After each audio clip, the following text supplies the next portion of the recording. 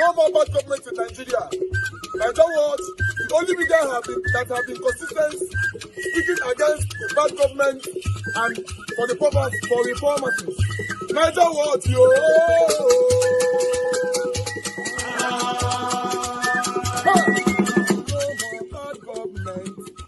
No more bad government. Nigeria what? No more bad government. Nigeria what? No more bad government. The only media that have been speaking. No more bad government. The voice of the voiceless. No more bad government. No more bad government.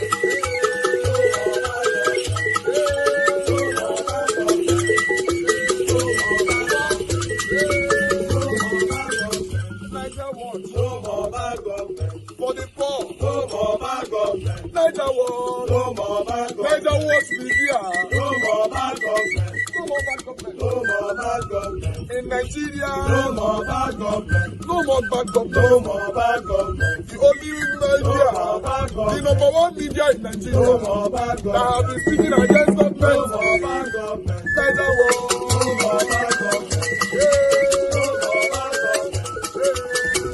bad government. Nigeria what you?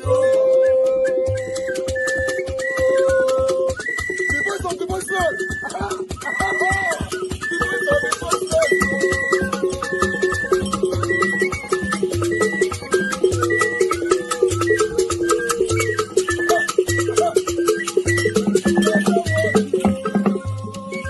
Voice for the voiceless. Voice for the voiceless. Nigeria what? Voice for the voiceless. Nigeria watch media. The only media that have been speaking against bad government. Being consistency since 1944. Voice for the voiceless. Voice for the voiceless. Umuwame. Voice for the voiceless. Umuwame. Voice for the voiceless. Voice for the voiceless. Voice for the voiceless. Voice for the voiceless. Voice for the voiceless. Voice for the voiceless. Nigeria watch you. We have been seeing all you guys have been doing, and we recommending to everyone in Nigeria, saying that you guys are the number one. Nigeria watch you.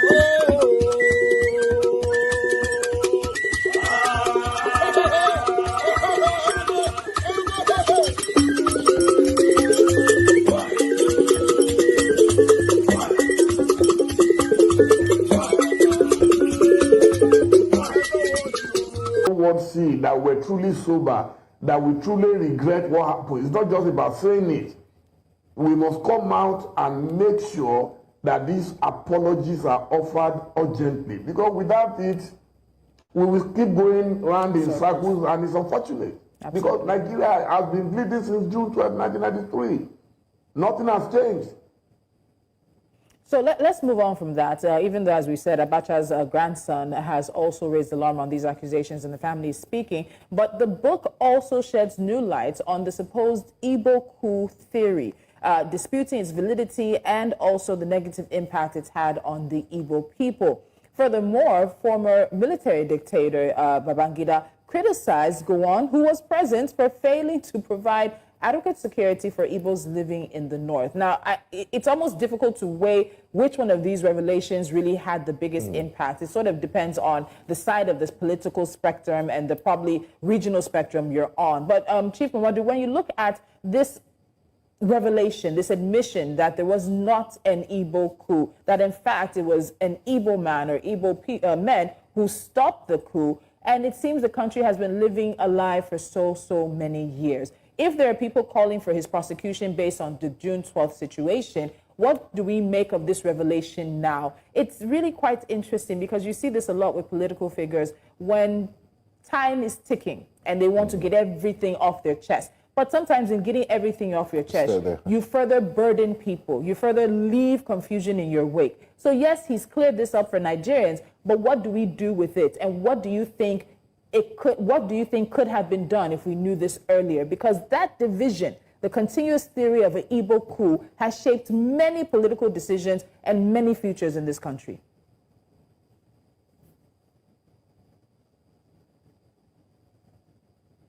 You see, as much as I see myself as a scholar, I do not like to engage in exercise in futility. I know for a fact that Nigeria is a mafia nation, and that is why this impunity can occur regularly and repeatedly. It's an exercise in futility to say go and prosecute Babangida when he's one of the major members of the owners of Nigeria. I came up with that theory in 1998-99, when General Olusegun Obasanjo was contesting against Chief Olufalaye. And I tried to get Dr. Rinwan Lukman, who was at OPEC in Vienna at that time. I traveled to Vienna to persuade him to be a running mate to Chief Olufalaye. And Dr. Rinwan Lukman told me that the owners of Nigeria have decided that Obasanjo is the next president of Nigeria. And I said, are we not going to have an election? And he said, of course, we have an election, but it's all preconceived, preconsidered, and then predetermined.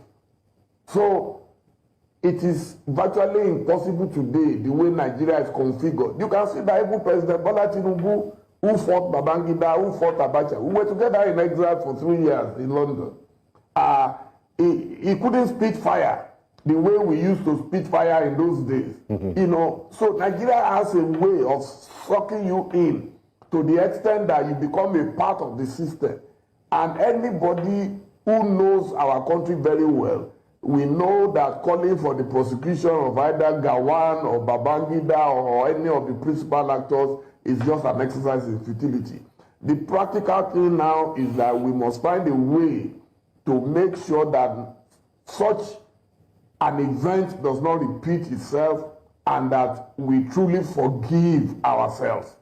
We need that full reconciliation for Nigeria to be at peace. Because right now, we may pretend that all is well, but all is not well with Nigeria. Okay. Absolutely. Now, Chief Momodu, we often hear about the Maradonic nature of IBB, and his book has raised quite a lot of canker-worm. The talks about the annulment. He said it was the Navy chief, his Vice President, Augustus Ikomo, Admiral Augustus Ikomo's chief press secretary. So the news says Ohanaeze seek apology of 10 trillion naira compensation from Tinubu. Well, I don't think it's supposed to be to Tinubu. It's supposed to be to the federal government. Yes, the Igbo people need apology from the federal government. Because if IBB's book is revealing that waiting we think say na Igbo coup will lead to the Biafra war, will lead to the dying of a lot of Igbos, the starvation of a lot of Igbos, the disastrous impact to their tribe. Do you understand? If at the end of the day, IBB's book is telling us that it's not the Igbo coup, then it's crazy. You understand? The federal government needs to apologize to these people. By now, Seth, to be very honest, normally, the whole country is supposed to be on the streets. They're supposed to do a protest because of this book. They're supposed to do a protest and demand that the federal government apologize to the Igbos. Now, this generational beef don't happen since that coup. There's a generational beef where don't happen since the coup and since Biafra.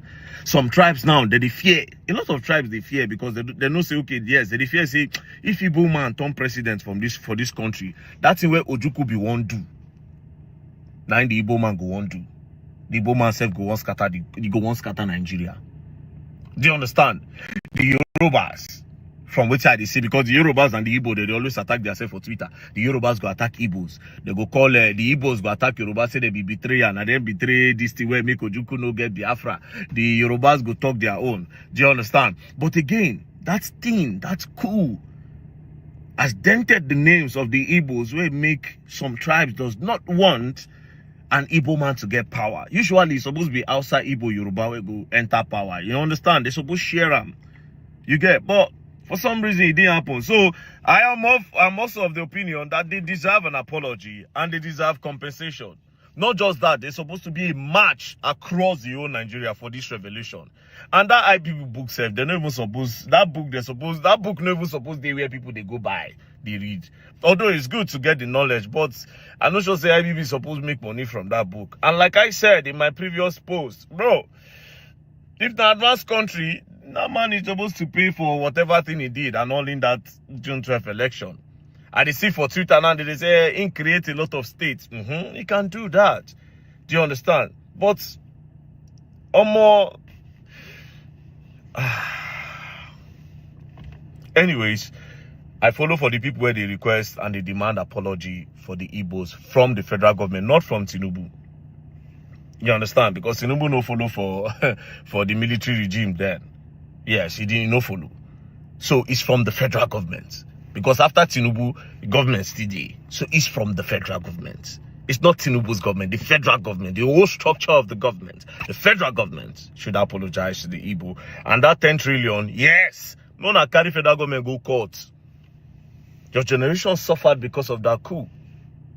Not just your generation, because at the end of the day, no be only the Igbos they buy during this thing. My own generation too suffer. The Hausa suffered, the Yoruba suffered because of a lie. A lot of tribes suffered because of that lie. Because of the manipulation, a lot of tribes suffered. No, let me not limit it to the Igbos now. Because of a single lie. And a single narrative. That was an Igbo coup. So yes, they deserve an apology. And yes, all in the favor of a good protest, peaceful protest. So me, if you notice the way I talk since I try coin my word way before they come say very dark man is the one that ignited the fire, or is the one that what be that their English where they use instigated people to go and protest and scatter life and property. I beg, peaceful, peace and love, don't play. Showing some revelations from the recently launched IBB's book, Nigerians are actually supposed to be calling for the arrest of IBB, following the evil and the demonic things he did during the time that he was in power. I swear, that man's supposed to spend the rest of his life for prison. He's supposed to get severe consequences for those evil things he did. So you're coming out now, after how many years, to come tell Nigeria and say you annulled the June 12th election, where our fathers and our mothers stand for inside queue, then vote for the leader where they select, where they believe, say, this man supposed to make Nigeria better. But because of your own selfish interest, and because you had more power then, you manipulated the law, you manipulated the people, you used power and influence to scatter everything to your own advantage. Where we say the guy, they even call lock him for prison, which frustrated and even led to the buying of the man self. So after how many years now they can't tell us? And some people were busy clapping in the room. By now, they don't suppose arrest you. You may spend the rest of your old life for prison. But yeah, this is Nigeria. Anything goes. This is Nigeria. Because if not like place like America, now you talk this to me, okay, they go jail you. They go jail you. Spend the rest of your life in prison. Yes. Yes. You be evil person. That number two, self, I even look all the people they did inside the room, self. I just they wish. Immediately I see that video, the trend says, I just they wish. I say, wait, God, why? God, why? How?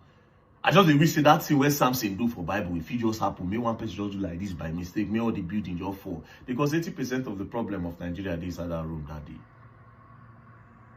And guess what? This nonsense book, how much it generates for the book launch? Over 10 billion. All right. On our way, blame me, say Peter Obi not be baby. He's supposed to be in the hall and all that. He can do whatever he likes. Like what my brother just said, a very dark man. You know, that his wish was, not to me talks in a pepper soup, neither forgive them. But he say he wish now be say the building will all collapse. You know, say everybody where they side the display, all of them go by. Right? Now he worked with that, right? So, and he also went on by saying 80% of the people in the room, now they cause the problem with this. So, and I talked on yesterday or the first day, right? So, and now my question is, what of say that wish of pepper soup and the wish of building or whatever or pounded yam, everything can really happen. And Peter Obi now follow them.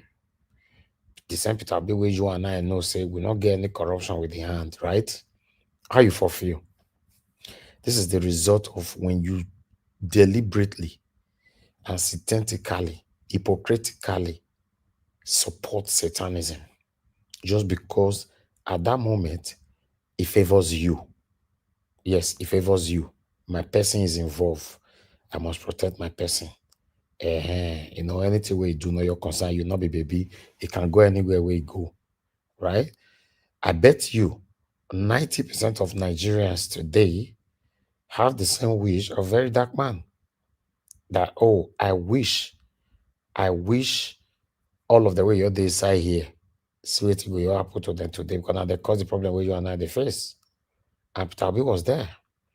And the only person that you hope for right now after God, right? If we want to be honest to ourselves, now the only person for now that we all have been clamoring, following, marching behind. Okay. So what about say that wish not come to pass? How would you have defend the indefensible? How would you have defend the satanism that some of you have been defending for the past 3 days? I just wanted to put my voice there to let you know that we should say things how it is, regardless of anybody that is involved. And that's the biggest problem that we have today in Nigeria. Many of us that is complaining about this satanic elite or leaders or past government or present, many of us will do worse than them if we have the opportunity to be in the position where they are today. We will do worse. That's why you see when it comes to our papa, our mama, we are very good in protecting them. Even though they tell you say your papa buy person for inside market today, you go protect your papa. We are not going anywhere with this kind of attitude. Many of you on this platform have disgraced yourself. To be honest, you stay silent is even better. You have disgraced yourself. You have shown your true color. Sometimes we just, okay, let's move on. But what you have planted in the heart of some sometimes can live with them probably forever because you've portrayed that this is my kind of person. This is who I am. Peter Obi going to that hall remains in my heart as the wrong move ever.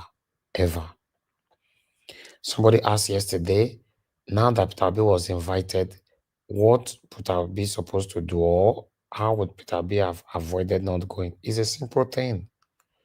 Everybody always have legitimate excuse. If I decide not to come on air today, I can create a deliberate excuse for you that, oh, my people, I know that they come every day. Today I just tire. No, nervous, right? If you really beside tire, right? Or I was engaged with something else, Peter Obi would have created something. There's thousands of things Peter Obi would have say. But Peter Obi just wanted to be in everybody's good book, hoping that, okay, maybe by 2027, satanic IBB still their life. Maybe he can utter 1 or 2 words that will be favorable to me. I bet make I just go, make I go do this thing and all that. Forgotten that there are lots of people following you. There are lots of Nigerians who hope in you, who believe in you. You are the only person they can see at this particular moment. Instead of all of us to condemn it, so that our principal will look back and say, okay, fair enough, let me try this thing again. Some of us are justifying satanism by saying, not be baby now, Peter Obi not be baby. Like say, we go carry Peter Obi for inside a room, make with the follow him. Peter Obi portrayed himself. I want to be your leader. We did our research. We found out that, okay, you are good enough to be our leader. We started following you. It's just like a football. Players will play rubbish. They're the same players will come on auditorium. They will not be telling you, anyhow we take play, not concern you. Just imagine you'll be telling your fans, anyhow we take play this football, it not concern you. You know what that means? It means fans can hide and strike those players. So make we they think before we talk. Let us always listen to ourselves. Till this moment, I'm still bittered that Peter Obi was there. Not only there, it didn't end there.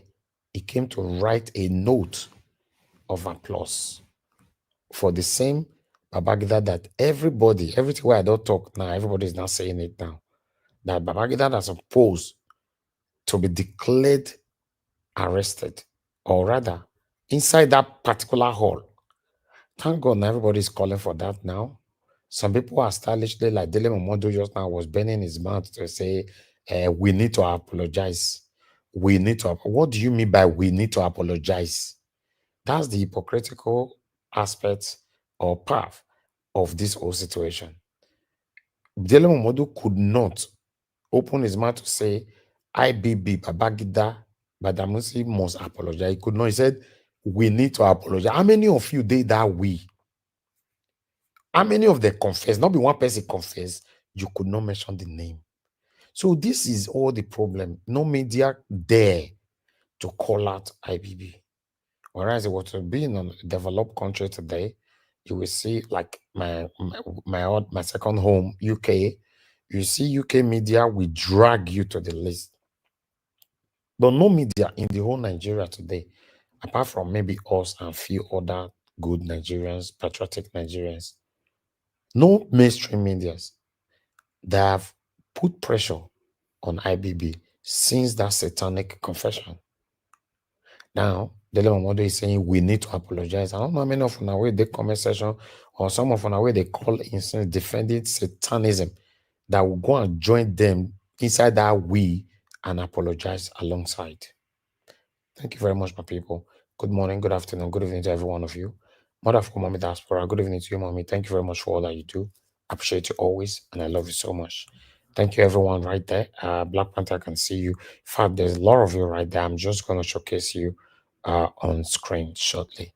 Peg Modi, Kisler Geraki, and many, many, many others right there. Stalo, I can see you. Patience, Egan thank you. I'll showcase you all. Do your partner press on the like button and post to share. Let's continue with Very Dark Man. Because 80% of the problem of Nigeria is at that room that day. Why? God, why? How? They wish. Immediately I see that video, the trend says, I just wish. I say, wait, God, why? God, why? How? I just wish that thing where Samson do for Bible, if it just happen, may one person just do like this by mistake, may all the building just fall. Because 80% of the problem of Nigeria is at that room that day. And guess what? This nonsense book, how much they generate for the book launch? Over 10 billion. And they generate for that book launch. A book launch of a book that contains atrocities, evil, abuse of power, abuse of influence, abuse of office. That's what that book contains. That book should not be celebrated by anybody. They're supposed to burn that book, said. They're supposed to even burn them. Because what is the consequence for that nonsense it did? Against our people, against our development. Because yes, that thing took us back. Who knows, maybe Abiola for turn Nigeria to Dubai. Who knows? But we will not find out because they buy them. They frustrate them till they buy.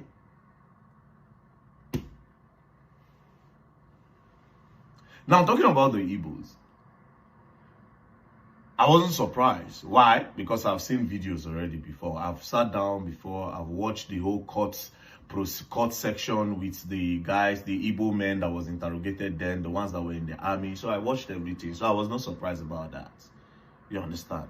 And of course, if you are a smart person, you know that the gatekeepers of Nigerians, they don't want an Igbo man to rule.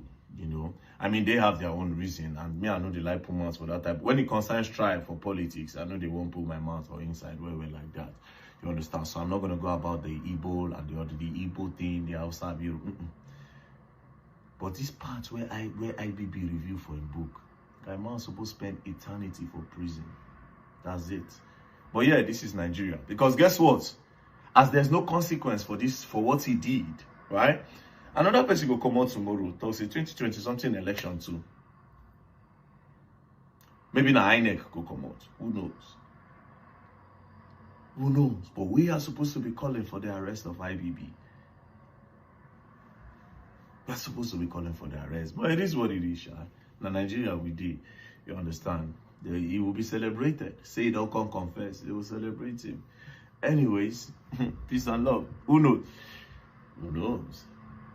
And you think about it, you know, that's say, oh, but wow. Well, it is what it is, sha. Peace and love, don't play. Let's bring in what's trending in Anambra State, where the closure of Ogbogu Market has finally caught the attention of the state governor, Professor Charles Chukwuma Soludo. The market, including the plumbing section, was shut down by the National Agency for Food and Drug Administration and Control over the sale, production, and distribution of counterfeit drugs. Soludo met with the leadership of the plumbing materials market, which was shut down alongside the drug market, and found out during his visit that there were cartons of counterfeit and controlled drugs, many of which had been banned globally, inside some of the shops that were shut down by NAFTA. What you are seeing, like, describe the kind of thing you are seeing. What, for example, like yesterday, they show me, they said tramadol, isn't it? They say, and they say it's the contraband drugs. Yeah. They also show me the codeine, and the many more name I don't know. So they are being stored here? Yes, sir. And you saw them yourself? I saw by myself, honestly. I can't lie, I saw. You need to trace this thing back to who is making it. Since this has been banned worldwide, who is the, because this wasn't made here. This was brought in from somewhere, a manufacturer somewhere. You said it's India. India. We must be able to trace the manufacturer. And then, how did it come in? Did it come, it's not spirit, it's not air. It came through the borders, either airports or seaports.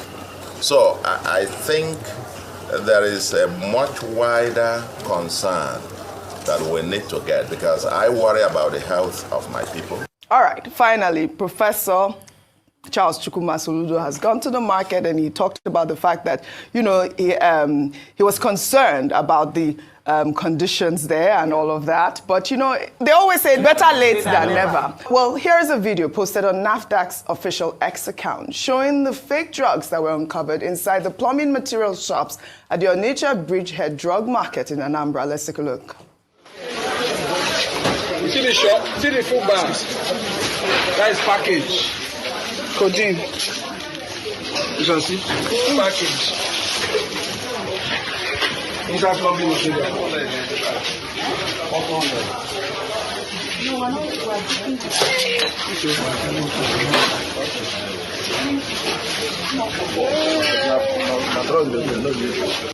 This is unforgivable.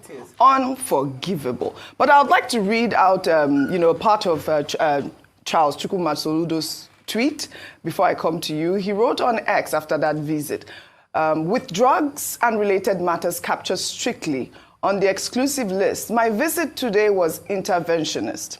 First, I sought to ascertain why other markets close to the drug market in Onitsha were closed, away from the media sensation created by a few political actors. The leadership of the plumbing materials market, which was shut down alongside the drug market, confirmed to me that the discoveries made by the regulators in some shops in the plumbing material market were both shocking and disturbing. While we must rid our country of fake and counterfeit drugs, it is important for the federal government to tighten up the news on the supply end of the value chain. I have directed that the search, which had commenced a few days ago, be expedited so that in less than 10 days from today, the traders at the plumbing materials market can be allowed to reopen and commence their legitimate commercial activities. And, you know, a part of his tweet there got me confused. I don't know what the media sensation was about. I don't know who the political, you know, person. Well, absolutely, because Peter Obi did go to the market. And you are the media sensation. And I am the media sensation. But this is the conversation that we had here, and it was clear what we were talking about, that it is unfair to close down shops that have no business with the fake drug industry. It is illegal, and that is what the point that we're making. Now, Charles Chukwuma Soludo is saying almost the same thing, that we should reopen the stores. I mean, what is the media sensation there? You forget this is political here. I mean, it's unnecessary. We cannot politicize this APC issue. is in the center. No. Valentine Ozigbo Yes. has gone to the APC. There are a lot of top contenders in the APC. Yes. Leading up to the Anambra election. Also PDP contenders and all of that. You forget his political year. So you forget that another politician, Peter Obi, had gone there to advocate like he would normally advocate, but Mr.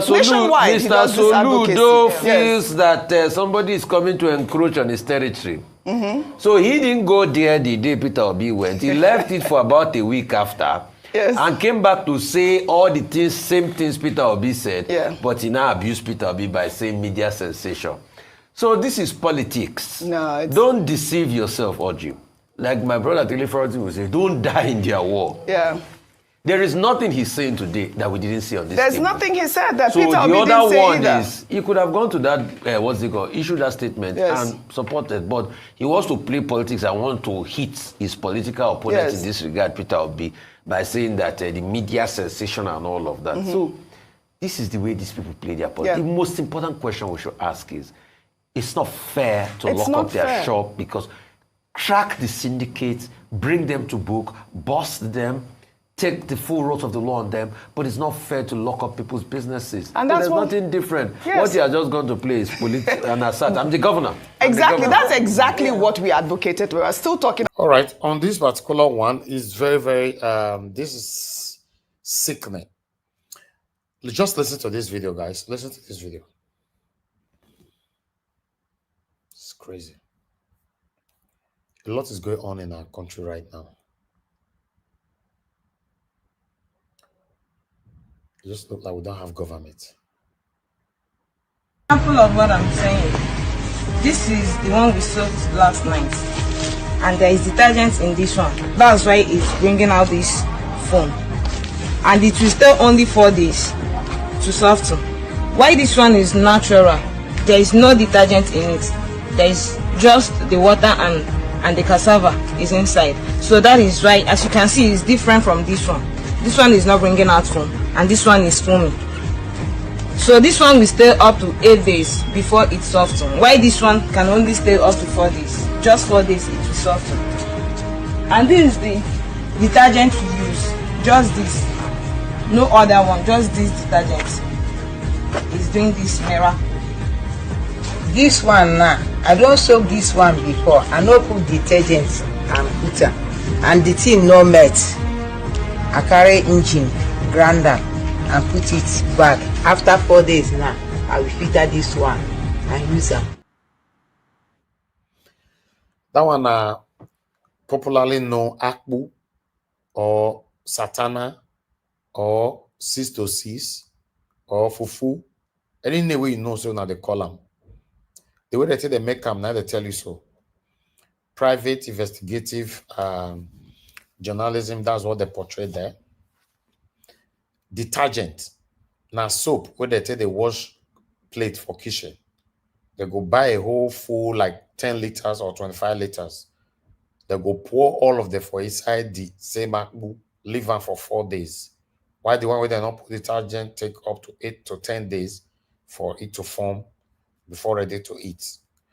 A lot is happening right now in Nigeria. Should we call this desperation or what? I've said it so many times that the problem we have right now in Nigeria, the same leaders that we are complaining about, most of us, if the opportunity is given to us, we will do worse. Even the opportunity they never give us now, we're already doing worse. Look at lots of fake drugs on the street of Nigeria, fake alcohol, fake Santana, fake that, fake people. Everything is just so pathetic. Very, very sad.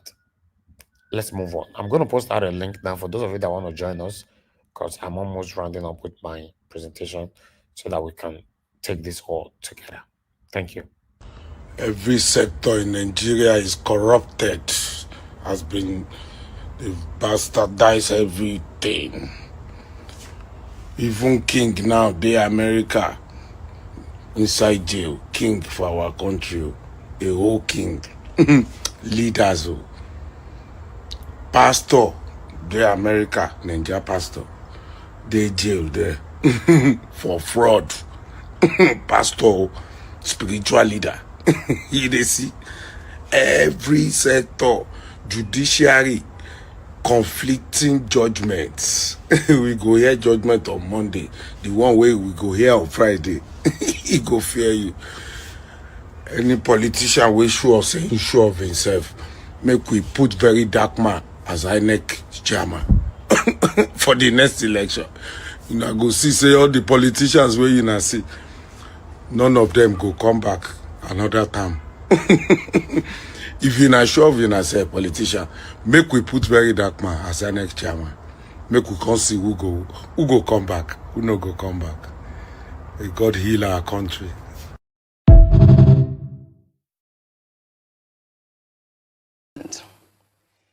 The Igbo Apex Group, Ohanaeze and Igbo, on Sunday demanded an apology and 10 trillion naira in compensation from President Bola Ahmed Tinubu to be paid to the Igbos following the revelation by former military president Ibrahim Badamasi Babangida that the 1966 coup was not an Igbo coup as alleged.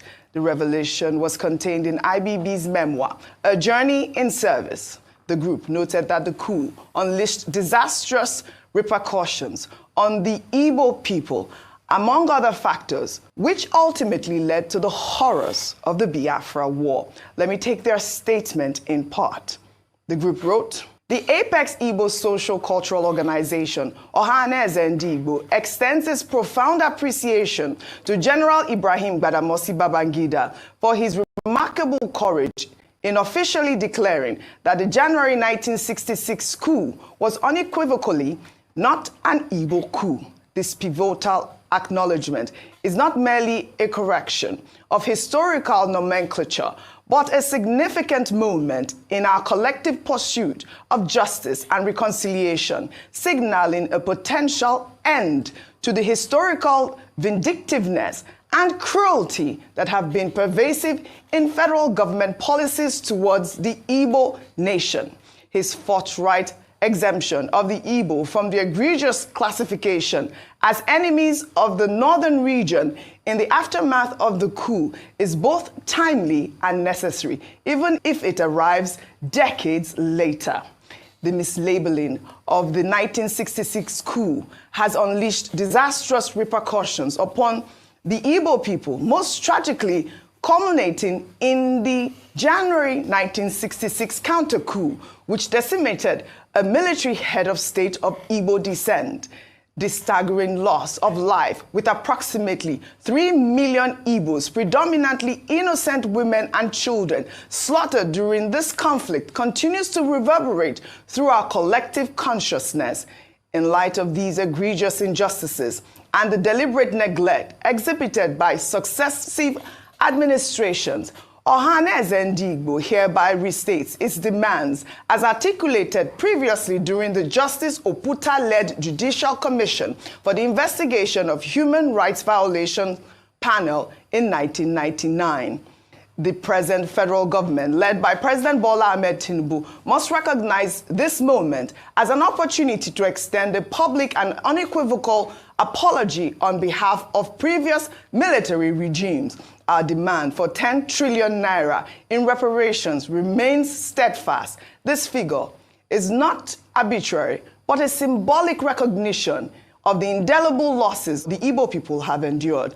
The time has come for true acknowledgement of these historical wrongs, which can only be rectified through reparations and sincere apologies. I mean, this was a detailed statement, and there's been a lot of reactions since that excerpt of IBB's memoir came out, where he debunked or dismissed the fact that the 1966 coup was an Igbo coup. A quick comment before I take some reactions. Audrey, IBB did not need to write in his book that it was not an Igbo coup before I had known that it was not an Igbo coup. Mm-hmm. For references, I have read, if not in my last count, over 10 to 15 books on the war and what happened around that time. One of the most updated one that was not really biased was Centaure's account of the Nigerian Civil War. I've read Philip Evio's account, The Cage Bird Sings. I've read, Frederick Foster. I've read many accounts. It was not an Igbo coup. There was no Igbo coup. The narrative of an Igbo coup was to be able to hang, a particular ethnic group in all of that. These were a bunch of idealists that said, oh, the way forward to obliterate this political class, this thieving political, and their problems then was the same thieving political class. The coup plotters. Yes. That they became very idealistic. And where did that mindset come from? It came from the elections and the fight that ensued after the second elections, after the 59, I think the 64 elections, where they saw what the political class was doing, where they saw what was happening in the south and other regions of the country. So this bunch of idealists felt that they could save the country, which was a big mistake. Ademoye that wrote the book Why We Struck was not an Igbo man. Kaduna Nzego was from Okpanam. Kaduna Nzego was so Hausa. They have Igbo indoctrination. He was born in the north. His name was Kaduna because he was born in Kaduna.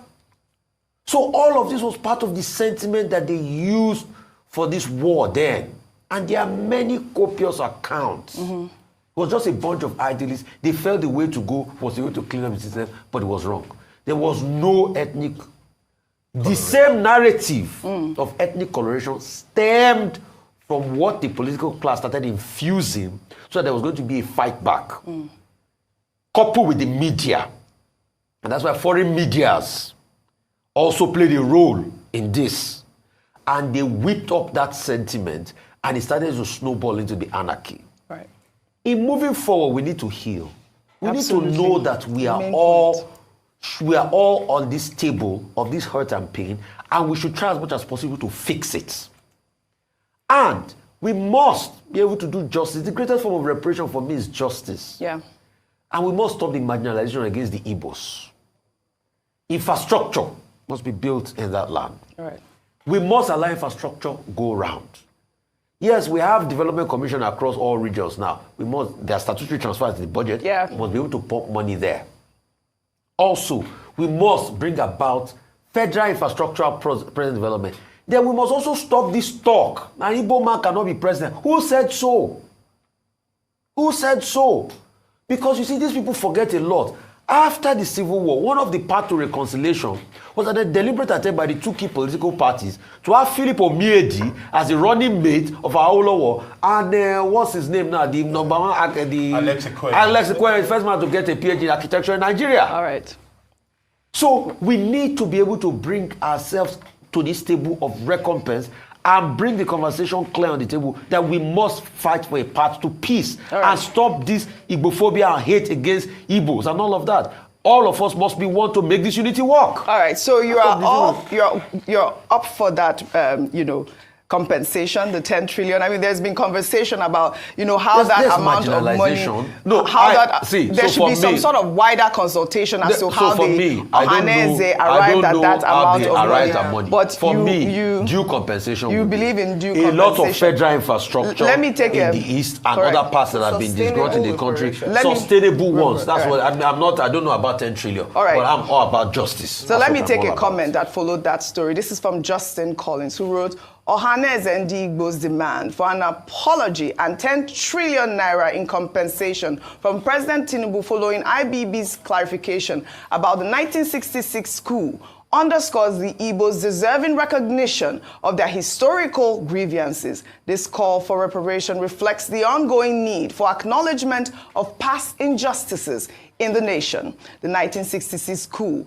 was never an Igbo coup. It was a narrative instigated by the Hausa, Fulani, and other tribes to deny the Igbos their rightful place in Nigeria's leadership.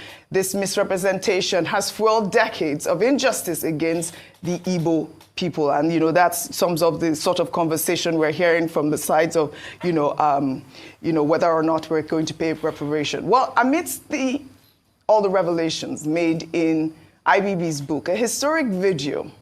All right. I will leave that video right there because I have something to say. On this demand from the Ohanaeze, they've done well, by calling for compensation of 10 trillion naira, calling for an immediate apology, public apology. I would like to add this to it. They have to add Mazi Nnamdi Kanu to the package. I know some of you now will start arguing with yourself now in your living room. Why? Wait, because I'm Nnamdi Kanu on this and all that. Don't forget that over 3 million Igbo people were massacred during that time. So I'm not sure the crime where Nnamdi Kanu commit is even up to 0.5% of what this confession, satanic confession, cost in the Igbo land. So Nnamdi Kanu should be added to that package. We know say they will not listen to us, but add it to it. 10 trillion, fine. Public apology, okay. Release Mazi Nnamdi Kanu immediately. That should be part of the total package. For peace to reign, this continuous hatred that some of us, the government, are demonstrating is not going to help this country at all. Now I see why, or I know why, these people don't want the Igbo person to ever be a president in Nigeria. The best they can give to them is be a governor in your state, or be a House of Rep or Senate. You know, that's it. Naija Watch. A minister. Yeah. Yeah, Naija Watch. Yes, You should also put it as a law here.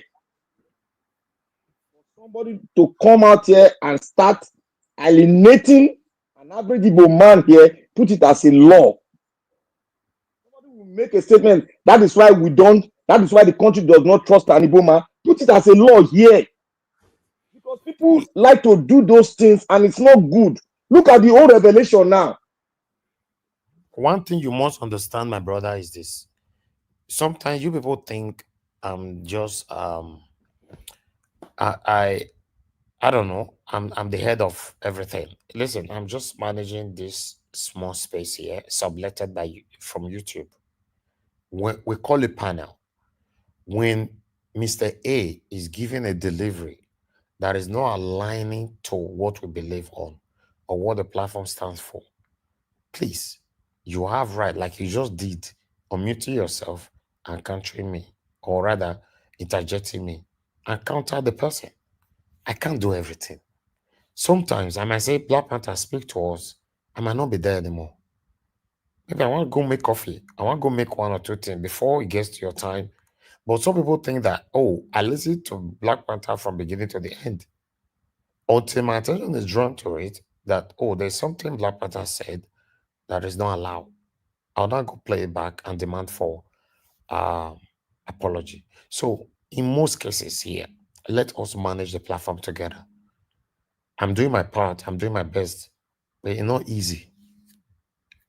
That's one thing I wanted to let you know.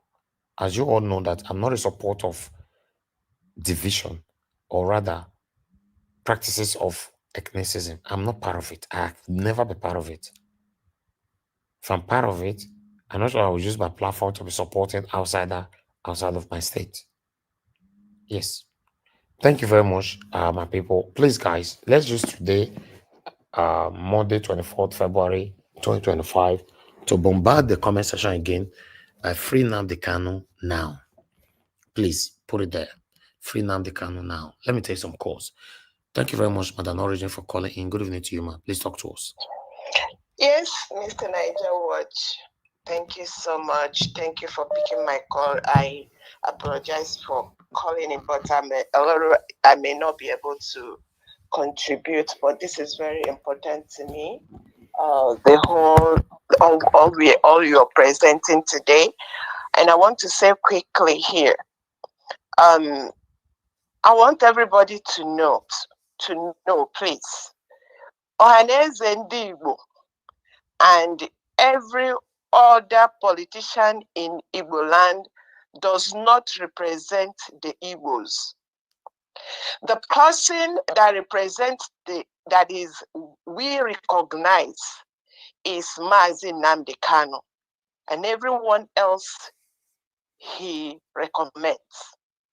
Again, Ohanaeze ndị Igbo and any other politician in Igbo land does not represent the Igbos. They are the elites of destruction. They are the foot soldiers of the foreign and Nigeria, whatever you call them, that are seeking destruction of Igbos, Igbo politicians and Ohanaeze and Igbo. Now, let me tell them straight off, whatever they are saying. We do not need Nigeria money. We need Mazi Nnamdi Kanu released right now.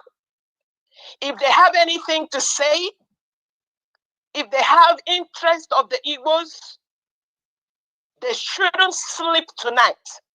They should go and sleep and keep awake in Aso Rock and make sure Mazi Nnamdi Kanu is released. And everyone else that they know, they have kept down. Ohanaeze Ndigbo, founded in 1933.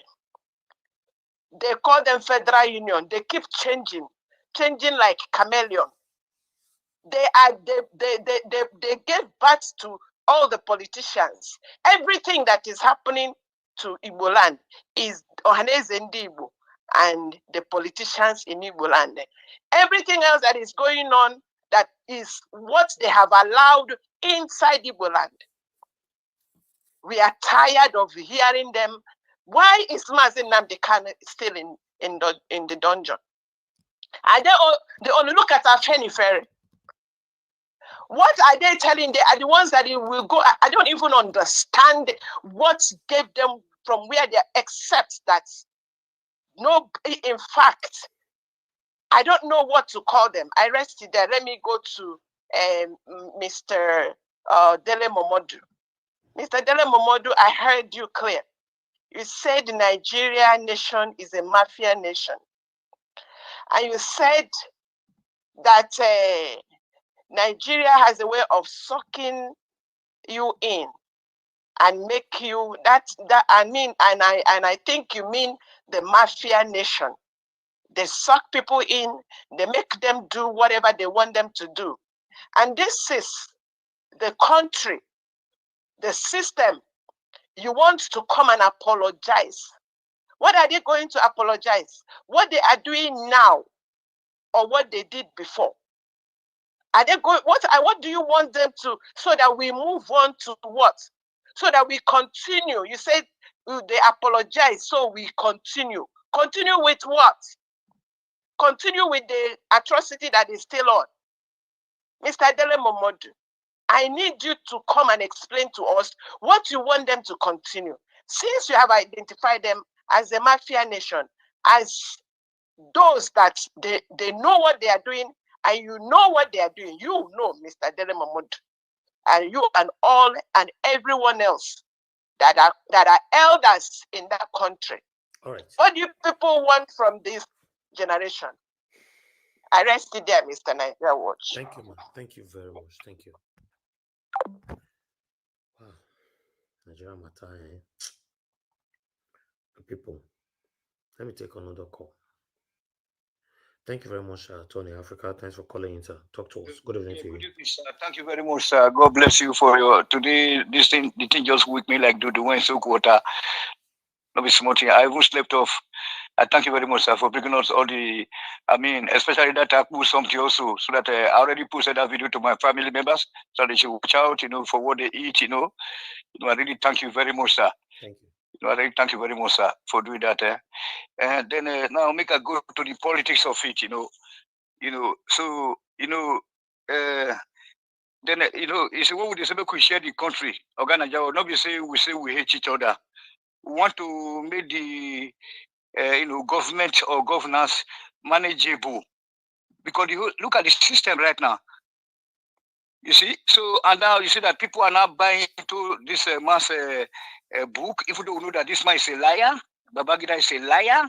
He's one that brought us, that sent all of us abroad. Even I have the program that I was participating in it, and a helicopter, training program that because of due to Babangida's involvement, we have to left for abroad. So then, I mean, Babangida is a total evil man. He's a wicked man. He's a member of those caliphate. You know what I'm saying? These are the people that took out Yakubu Gowon because he was not doing the things according to. We need to read the history. Then that one led me now to the issue of whether Igbo coup or no Igbo coup. Let us face the fact. Babangida is a liar. He's looking for a way out. You know, just to cause confusion. It was an Igbo coup. When you look at the outcome of something, you know, 1 + 1 is 2. 2 + 2 is 4. You cannot make it. You know, it's an Igbo coup because at the end of the day, only the Igbo people were not touched. And the people that started the coup, Ifejuna is not from, Kaduna Isegu is not the leader. The leader is Ifejuna. And it's an Igbo man from Odisha. You understand me? So make we know they talk all these things. So, you know, so it was an Igbo coup because if not Igbo coup, help me say, they will just kill other people. What are these for? You know, who is fooling who here? But that one is already past something. Okay, now Igbo people were in control before. Now they were like this today's Hausa. They were the control of the whole system in Nigeria. They are the one that even forced Nigeria into us. You know, in Ahoro and Azikiwe and was thrown into jail by this Azikiwe, this same Azikiwe, in order to take out Middle out of Western region and many things. You know what I'm saying? To stop progress with all this Saturday, with T.K. Clark also. These are people that work against the country. You know that even until T.K. Clark died, it was said that, no, we're not going to leave Nigeria for the Hausa. You know, what would we want to separate ourselves because we're not made up of the same people. Very peaceful. We don't have the constitution on ground. We don't have no big countries that don't even need constitution to work. Well, Nigeria, you know, see, you don't know what I would do. I want to end this thing by saying that yesterday, you know that I was so weak because the yesterday election in Germany. It was just like people going to the supermarket, just walk to the supermarket, buy your things, and go back. There was no trouble. That is to show that something was, on ground. In the system was on ground. Now, it's I hope that you watched the German election yesterday. So yesterday night I was just so weak. I was crying. Why can't our African people do things this way? It was just like you go to the supermarket.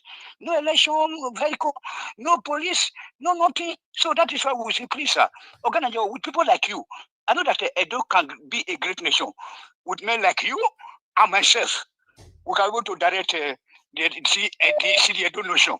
And then with them, then the Malice will come in, you know, if Alice want to be, change our way. You see, so then this now to the Obi. Obi is not a saint. You can't keep advising, pardoning Obi.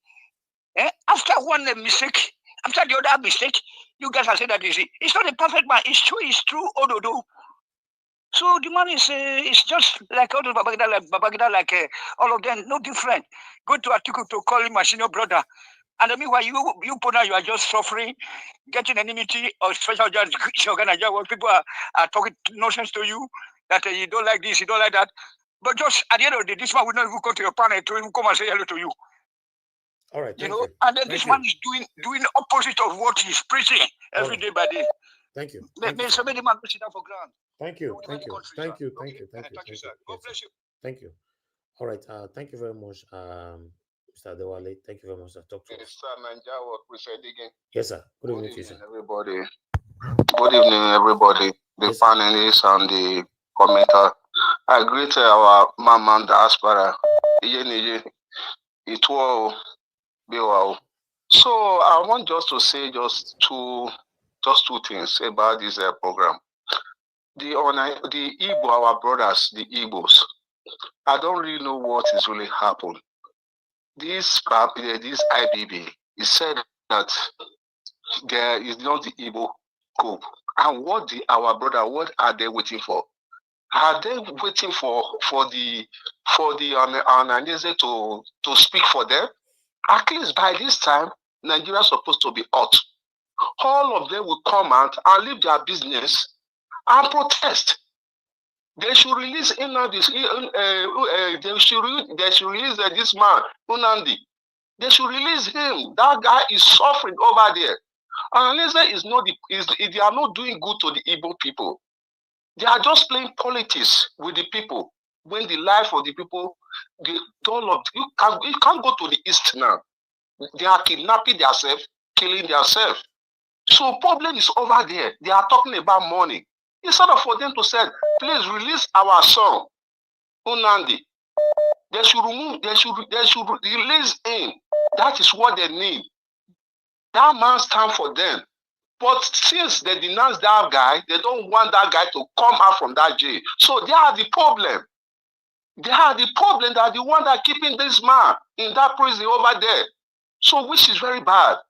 And this IBB, I was really shocked before yesterday and yesterday. I was just crying because it's God that saved me myself. Because IBB destroyed many souls in 1993. In my presence, a man was shot. I fought inside the gutter in Augusta Grammar School, in the front there, with IBB. This our Tetundo Gbega was in power that time. We really suffer. They kill many people. So why this man would just the people they would just leave IBB like that? Please, we suffer. We suffer. People die. I suffer. People died.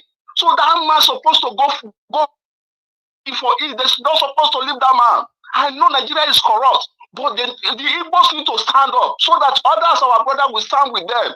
This is the time for us to free and free this guy. This is the time for us to free him from the jail. The guy is dying. He's dying. He have family. I'm crying for this guy. Thank you. Thank you. Thank you, sir. Thank you. Mr. Adewale. God bless you, sir. Okay. Let me take some call quickly. Thank you very much, Madam Patience. Thanks for calling in. Good evening to you, ma. Talk to us. Yeah. Good evening, my brother. God bless you. May He strengthen you for coming out every blessed day. You know, for doing this. What I want to add to this is that, you see, the timing of this IBB so-called book is very funny. I just feel that they just want to put this out there for Nigeria to turn their eyes away from the Tinubu government and be talking about this. Everybody knew about this coup. Everybody know that Abiola won the election. You see how corny they are? Why is it now? And the Ohanaeze, why are they asking for money? Nnamdi life is worth more than that 110 trillion or whatever compensation they are asking for. Why don't they ask for apology and ask them to release Nnamdi Kanu? It's very important. More than the money they are talking about. You know, that's my opinion. I just want to share that with you. And thank you very much for all you do. God bless you. Thank you very much, man. Thank you. That's a good point. It be like saying that the money is more important to them than Nnamdi Kanu. So what do I know? Before they'll constantly attack me for here.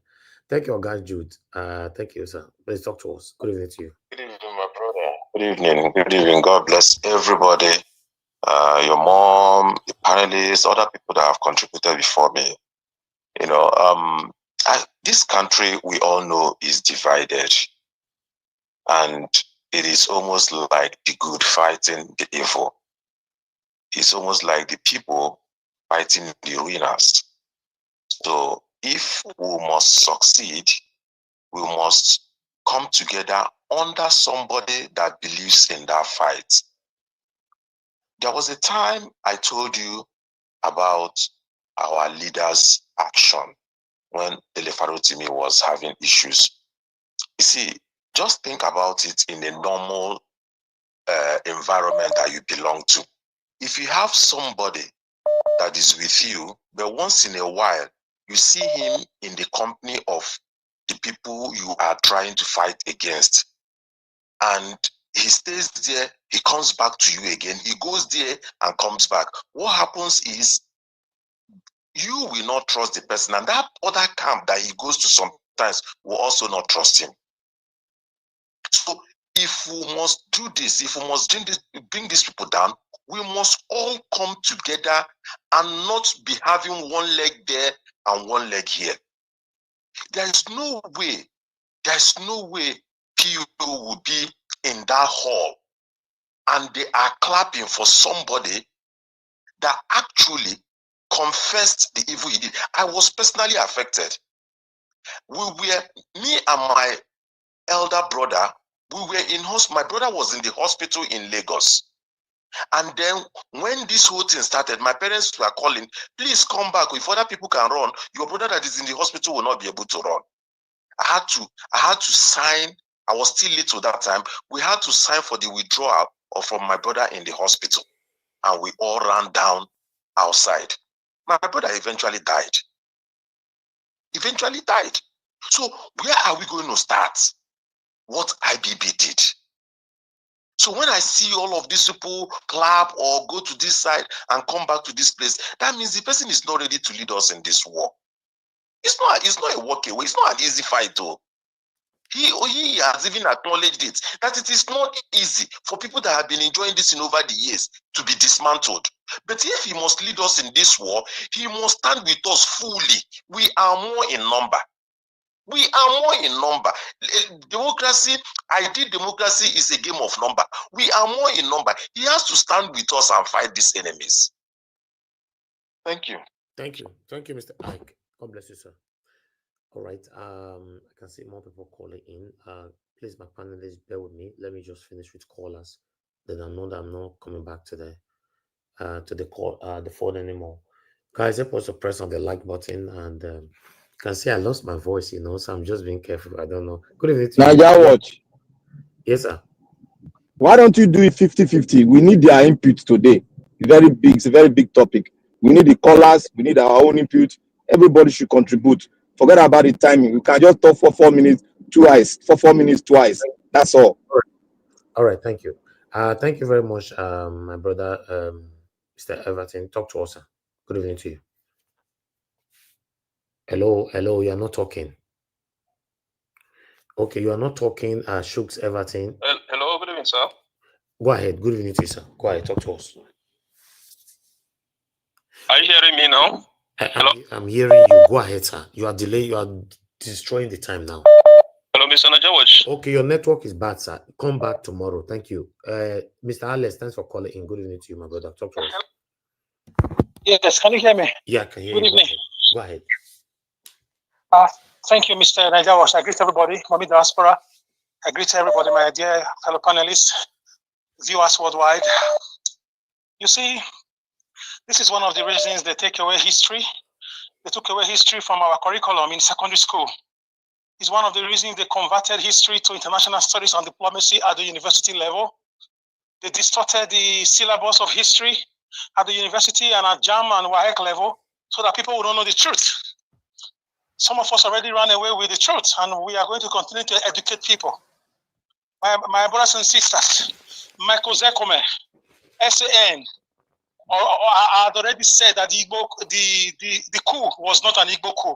He mentioned some Yoruba names and some northern names when he was giving that speech under Buhari's government. Michael Zekome is an authority. Michael Zekome is not just an ordinary senior advocate. He's seasoned. He has a very strong historical background when it comes to the academia and the legal luminary. So I stand with Michael Zekome. Michael Zekome did not even know Babangida will come out to make this confession. When he said that the coup was not an Igbo coup, he was making peace. He was making a case for the release of Nnamdi Kanu, trying to let Nigeria know that our history was distorted. The imperial powers are also at play here. If you watch what is going on, the Queen of England is gone, who had a very strong grip on Nigerian system. So, gentlemen and ladies, it was not an Igbo coup. Mr. Tony, it was not an Igbo coup. Let's leave these tribal issues. And my brothers and sisters from the East, I expect after the book launch, our brothers from the East will be in the streets peacefully protesting across the nook and cranny of the country. They are everywhere in the country. You should be asking for justice. You should be asking for justice. You should be asking for the release of Nnamdi Kanu. You should be asking for, questions. You should be asking questions about the coup and the people who were murdered, the massacre that took place. You guys should know when to come out and when not to come out. By now, we are expecting you to react because it has to do with the Igbos. Is this not why the 2023 election was also, the real winner was not announced? Are we going to wait for another 40 years or 30 years for Professor Mahmoud to also come out and say, I'm not 80 years old, Obi who won the election, it was under, I was under pressure, blah, blah, blah. So if it was not an Igbo coup, ask for justice, ask for compensation, ask for reconciliation, ask for, you need to ask questions. You cannot continue to live in a country where you live as slaves. I'm not an Igbo man. The Igbos are being oppressed, marginalized. There is an unwritten agreement at the federal government that Igbo man can never be president. Ask these questions. Is it true or not? We've debated this thing on this platform before. They've said it in the cabal that Igbo man will never be president, and it's playing out. Now the Kanu told us that our PVC will not count in 2019, and we saw it in 2023. And the Igbos are quiet. I trust my Edo people. May not be united in other things. If it has to do with Edo people, I know what would have been happening now. In things like this, we are very united. We will not like ourselves politically, but in things like this, you can't just kill people and come and tell us after 30 years that it was a mistake, you were under pressure, blah, blah, blah. You can't sleep on such things. Igbo, speak up. Protest peacefully. And we will join you. Right. Fight for your rights. Let's ask for a better country. Thank you. Thank you, my brother. Thank you so much. See, when they talk like this, I like them because my own I is straight for his side. I don't talk, I don't tire. But meanwhile, I'd like to take another call quickly. Hello, good evening to you, man. Thanks for calling in, Madam Ola. Please talk to us. Good afternoon, Mr. Elvis. Good afternoon, everybody on the panel, the comment section. It's been quite a while. Can you hear me? Yes, very clear. Talk to us. Okay, good afternoon, Mommy Diaspora. It's just that the time difference makes it things to not to work for me, so I don't want to be distracted from. I have to say this. I applaud the person that just spoke. I don't know who that is, but I want to add to the fact that I don't want to say much because of my work. Everybody should be on this. It's not only Igbo, because I remember vividly what the military junta did was they promised us to return back to democracy, and then rather than give it to us, this IBB man just destroyed it more. There was tension around that time. I remember every single person living in that period must have been affected in one way or the other. So it's not only the Igbo that should go on. Every Nigerian, Babangida should come and say, here I am, punish me. He's ready to go anyway, so there is nothing for him to lose. And if he has anything in his covers that he has taken, he should give it back to us. Not only Igbo, they just destroyed the foundation of democracy when it came. In fact, the election, if I remember very well, was annulled before it was all the votes were counted. Everywhere was tension. You can't work on this. We'll be thinking of what will happen next, what will happen. Military really dealt with us. We don't want them. He should come back and say, Nigeria, say, punish me for all my atrocities, because it destroyed that country. It destroyed the foundation of democracy in Nigeria. Up to today, is the major contributor. I was personally affected, but I don't want to start talking. I do not want to start talking. I had an uncle that, anyway, let me just leave that for now. Everybody is just bringing up bad memories.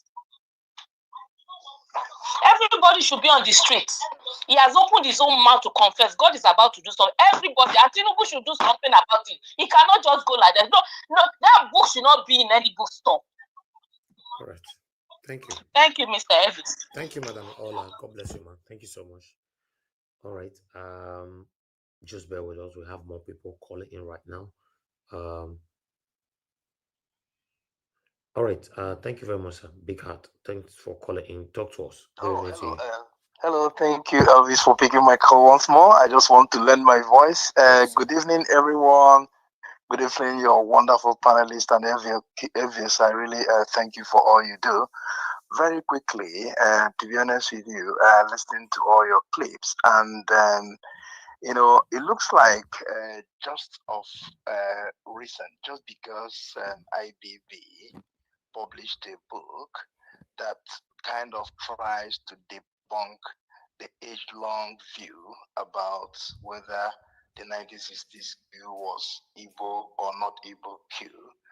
All of a sudden, the whole Nigeria, every space you go, it has gone aflame. Meanwhile, this fact has been referenced by several books, so many books, that both written by Nigerians and both written by international authors. Nobody was talking about it until IPP wrote it in his book, Southern. Let me tell everybody, listen, you see, Nigeria, as it is today, is not set up to function, to be honest with you. Nigeria as it is today is not set up for function. Look at the day they launched the book. All the elites you can think of are there. You and I suffering. I think the solution to this, I know we keep saying all the time, Nigeria is not working. Let's just say that it is not working. Find a way to push for a referendum on how we need to live. I think people, we have to separate. To be honest with you, I'm saying it categorically. Nigeria is not going to work. It's not working. Okay. Let us be truthful to ourselves. Thank you so much. Thank you very much. That's all I have to say. Thank you, Augusta. Thank you, Big Heart. Wow. Today on a plenty of where they call in. But meanwhile, let's speak to someone else. Guys, press on the like button, help us to share. If you can press on the dollar sign, that would be nice. Nobody don't buy me coffee today. If you can do that, that would be very, very encouraging. Thank you very much. All right. You are not picking your call. I'm only trying to quickly return your call. I'm calling just one more person. Everton, I'm calling you back again for the second time. I hope your network allows you to flow this time. Everton, are you there? You're not picking. Oh, good evening. Okay, thank you, sir. Talk to us. Good evening to you once again. Good evening, my doors.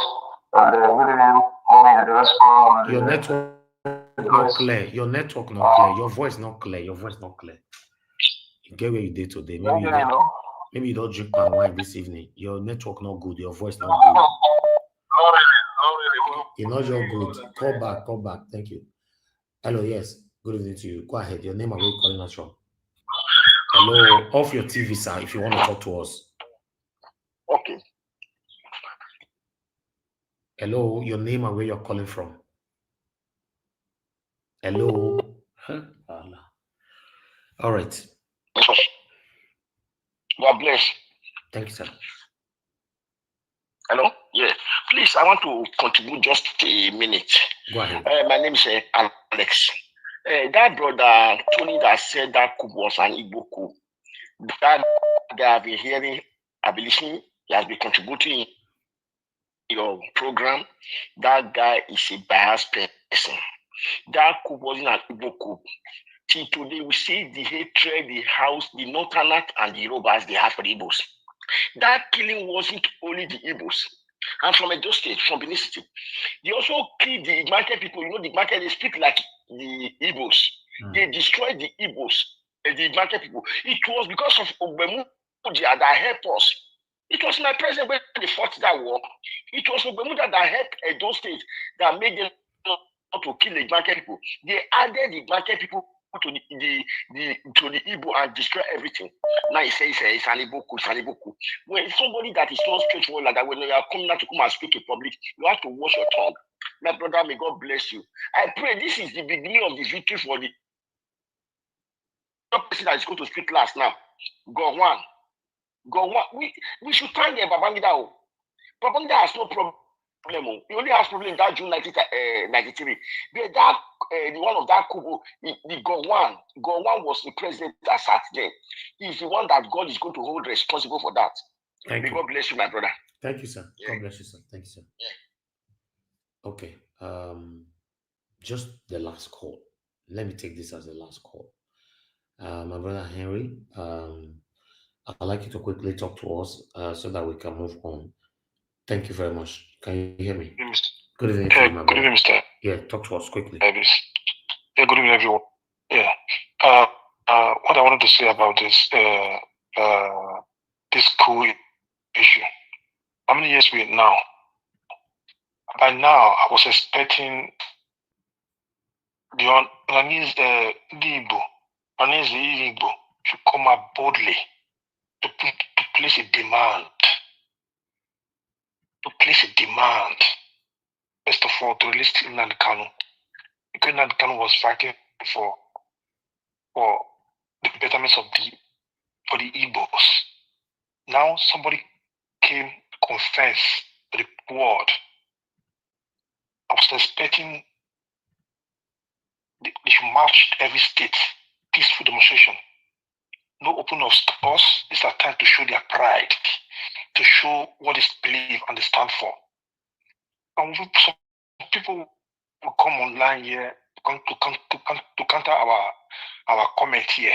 Let them use that energy to do something out from here, not to come here and start looking what comment people put here. We are fighting for them too. Show your boldness now. This is time for them to come out, show their boldness. Come out, not with violence, come out in mass. They are the majority, they say. Now is the time to dance the reggae, not with violence. People will support them. Not coming to comment section and start debunking people's comments. Thank you. Thank you. Do something about it right now. Thank you, my brother. Thank you. All right. I'm not picking any call anymore tonight. So in case you call later, you want to accuse me tomorrow, so I'll not pick your call. I just announced it. So I'm not picking no call anymore. We are done with calls. I'm going to take my panelists so we can round up. Appreciate you all. Thank you very much for your time with us. Olabe Pesoyemi, thank you very much for the super chat. I'm very, very grateful. My first super chat today. I'm very, very grateful. Thank you very much, Madam Rita. I can see you just joining us right now, Mr. Johnson. God bless you all, my people. Madam Ame Bright. Thank you, my people. God's grace, I can see you. Ike Andrews, I can see you as well. James Mark, I can see you. Thank you, my people. But I'd like us to start talking on the panel now. And the first person on the panel is Black Panther, followed by Madam Patricia. Then everybody get close to your mic. Black Panther, please talk to us, my brother. You have minutes. Okay, thank you, Naija Watch. Yeah, thank you. I'm not going to talk too much. I'm going to just be straight. And thank you, Naija Watch. Thank every mom in the house. May God bless you. To everyone that have called in, I was just sitting down to hear more of your call, despite my busy schedule now. Thank you all. Naija Watch, you can see a lot of people are coming out to tell you how it affected them, what their eyes saw. It was like a civil war in Nigeria. That election when it was annulled. Every hell was broken loose. You walk in the street where there is no people and a soldier caught up with you, you are gone. That is how it was. It was like take down as you see, take down. That was the command from them. I had a lot of military friends. That was the command from them. So it is not only the Igbo nation that have suffered this. Every Nigerian have suffered this, according to what the madam that called in. According to them, and nobody want to go back. But it's the healing time has come for us. It has come for us. Don't call on only the Igbo to come out. All of us, a lot of us, majority of Nigeria has condemned them. Condemn the Igbo people because of the information they sell to every region. You see how the Fulani desecrated the country. You see how they did it. Even the civil war was orchestrated. You see, when we say that more than 4 million were dropped down from the Igbo race, people thought we were lying. You can see what is coming out now. More will come out.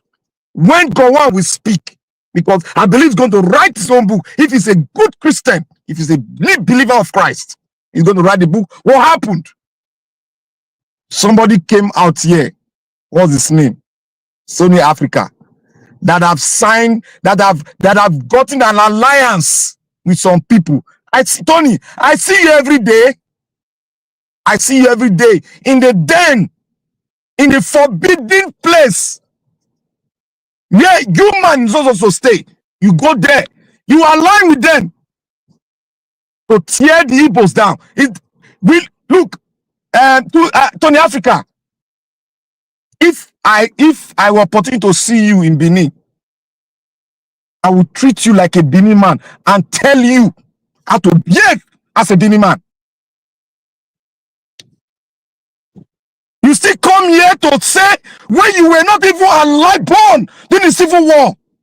You came here, an old man just called in and told the truth. You still come here to say it was an Igbo coup. Who are you? Are you an authority to speak on that issue? People, professors have spoken. And the people that were alive to witness Civil War has come here to speak. And you are still forming an alliance with lies. You can see why, we can now see why you have been, people will say, take him out of this channel. You can see why people are taking it. You are taking that decision. It was not to maim you. It's the evil inside of you that is perpetrated everywhere in the network. Where they have castigated someone, Nigeria was mentioned it here every time. That same place they spoke lie against Nigeria. You are always going there to dine and eat with them. You come here to speak lies.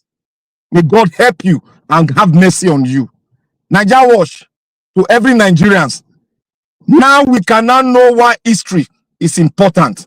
Now we know where we are coming from. Now we know where we are going to. How do we take this as an advantage to heal our land? Should we heal our land or should we go a separate way? The question is in our hands. Nigeria, may God bless you. Thank you very much. All right, Black Panther, thank you, my brother. God bless you. Okay. What? I have a question for Black Panther. Go ahead. Your network is bad. Your voice is too far away.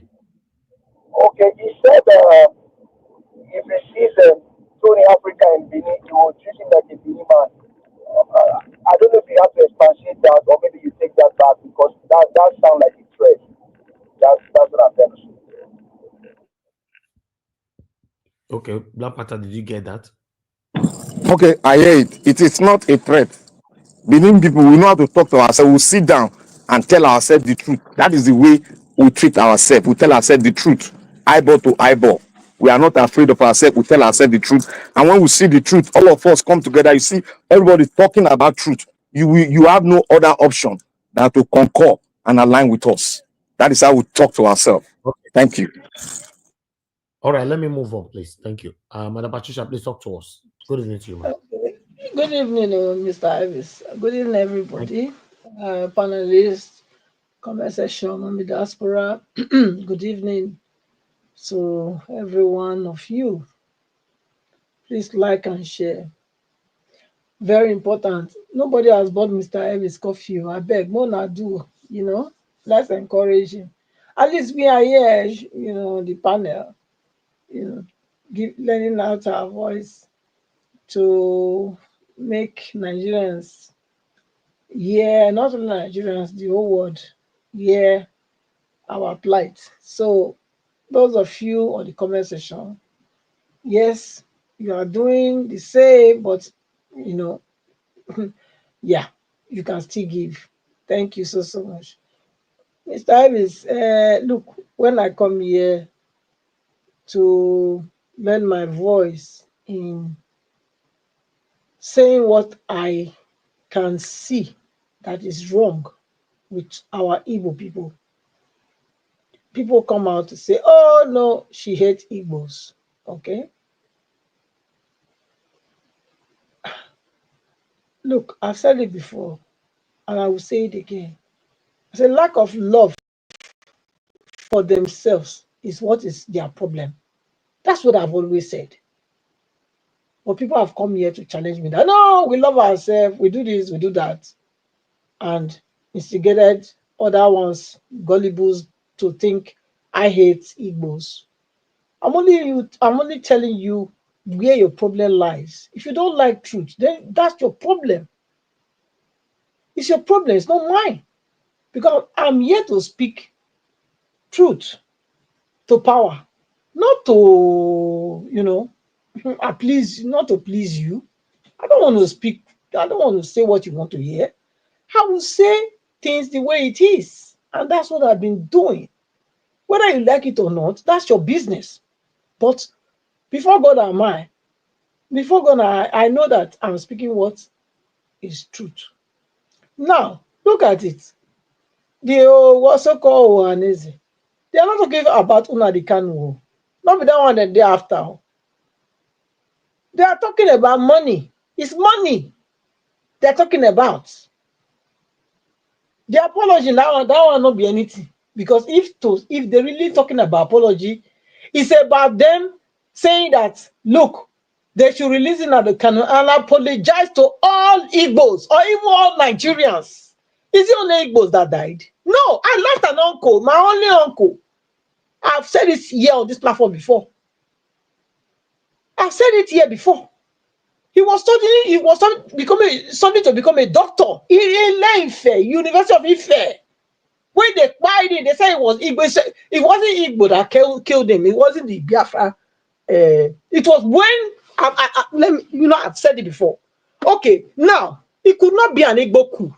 Okay, but when the thing started, yeah, it was not an Igbo coup to start with. But when they started fighting, when the fight started, they came to Benin. I will still say it.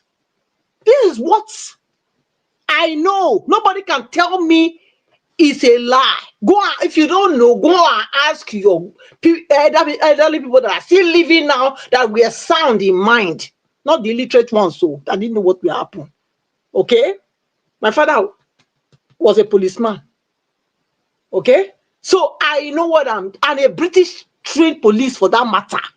So I know what I'm talking about. I'm not coming here to lie to anybody. My only uncle died in that what they call it, that war. Because why? The Igbos came to invade the Oba Palace. Go ask. I'm coming here to defend with the indefensible. Please. They came to invade the Oba Palace. They were going to capture the Oba of Benin. That was the plan. They might not have started that way, but that happened along the line. Okay? So nobody will come here to deceive anybody.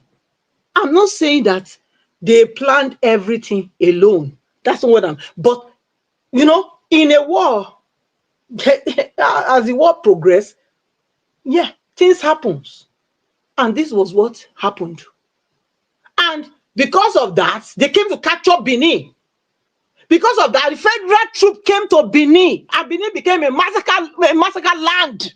What are we talking about? That's how my uncle was killed. Because why? It was light in complexion.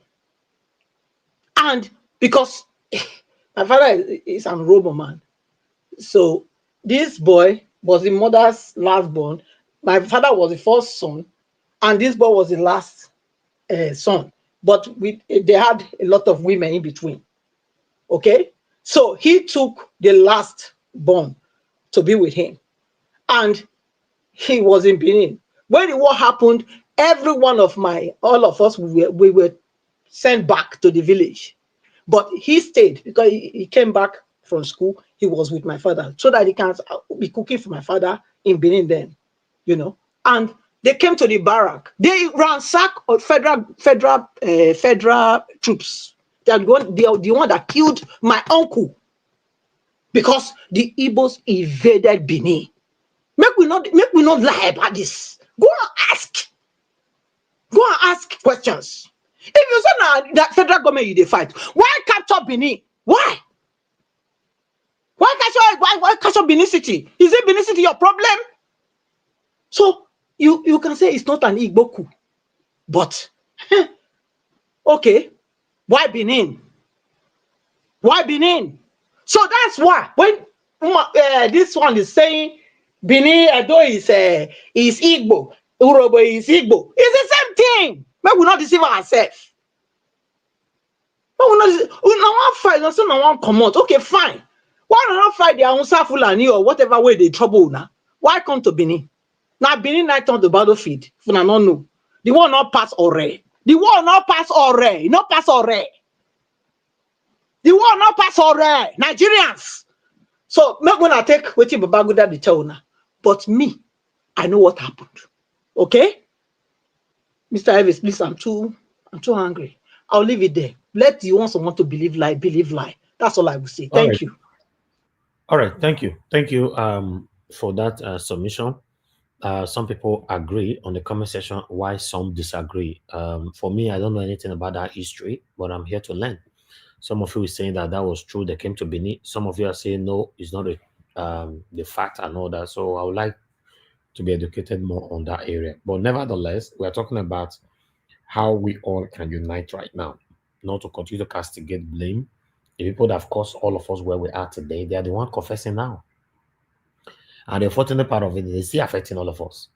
You know, that some people are still hating the Igbos, some Igbos are still hating Benin are hating Yoruba are hating Igbo are hating the other one. It's just happening everywhere. It's crazy. It's crazy. The people will cause it. And they always cause it though. 2027 election is around the corner. You will see how some people will turn their back on you. Some people will say be your friend today. How they will turn their back on you and start supporting their village person. Knowing that your village, that particular village person cannot give us a better Nigeria, but they will still prefer to support that kind of person. So for me, let's preach unity at this particular moment. Going back to history where they ever born me, 1966 Coup. Me not, I don't know whether my papa ever married my mama. Yeah, born me at that time. I don't know what they happened. I don't know where I did that time. So I don't know much about it. You know, but I'm just flying with what is coming on. God bless you all. Thank you so much. I'd like us to move on.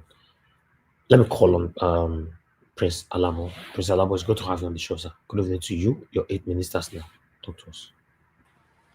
Thank you, my brother, Mr. Naija Watch. Thank you, everyone. God bless you for your steadfastness. Yeah, I just want to greet Nigerians. I just want to greet everyone, Mommy Diaspora. I just want to appreciate the panelists for continuing to come out here to enlighten Nigerians, to encourage everyone, because you don't know what we are doing here. We are really helping a lot of people. We are waking up a lot of people. Many people are blind. Many do not even understand what is happening in the country. But when your video go across to them, it gives some people hope. And that is why we have to encourage everyone who finds yourself possible to be on the panel. And Mr. Naija Watch, who is doing this every day. God bless you, my brother, and give you good health to stand. Yeah, let me continue. When we talk about the Babangida, I've said this several times on this platform, that the only way we can fix Nigeria and make it work, there are a lot of things we have to stop. And one of those things is to look for our recruitment system, the process of recruitment, how people secure job. Today, as I'm speaking, how people gain job into judiciary. You still, I don't know if anybody see advert that government is advertising for people to come and apply. So this is a problem. The army, actually, they will bring that one out for NDA for people to come lightly. But no matter how you do, if you are lucky, few people will come. But the major recommendation goes to those generals. Retired generals have their slot. Former presidents have their recommendation. People they will refer and say, take this, my boy. Governors have their influence over people who goes into those places. Those are the structure. You see Nyesom Wike wants to die for structure. Those are structure, you see them saying my structure, my structure. Babangida, you are seeing there today, a lot of big guys in the army, a lot of big guys today. It is either they are from Danjuma, it's either they are from Gowon, it's either they are from Obasanjo, it's either they are from former president or some of them. Then some people who have power in army still put their people. So how do you think the system, when you look at the cartel in military and in police, they are from these few people. Some individuals are lucky to just go through. They pass the exam and manage to go through the school. But most people, majority today, are recommended by people. They have passed by people. So how do you think our institution can function well? These people give information, feedback to their boss, people who send them to join army. So it will be difficult. The president, you see, they are sitting down, laughing with some people that jail him. He has not seen. He's a civilian's president. That is why I want to send this message to him. The only thing he would do for Nigerians, that he may lucky people will even begin. Me, I will follow to campaign for him. If he can restructure Nigeria, release the Nnamdi Kanu, and do electoral reform. These three things is just what we want. Even if you succeed 1 year, Nigeria will remember you for this. Restructure Nigeria, President Tinubu, do electoral reform. That electoral reform, if you do this thing, releasing Nnamdi Kanu, I'm telling you, even Southeast, where you did not get vote before, you will be surprised. Nigerians, me, I will follow. If you restructure today that I can control my oil by myself, I will lead campaign.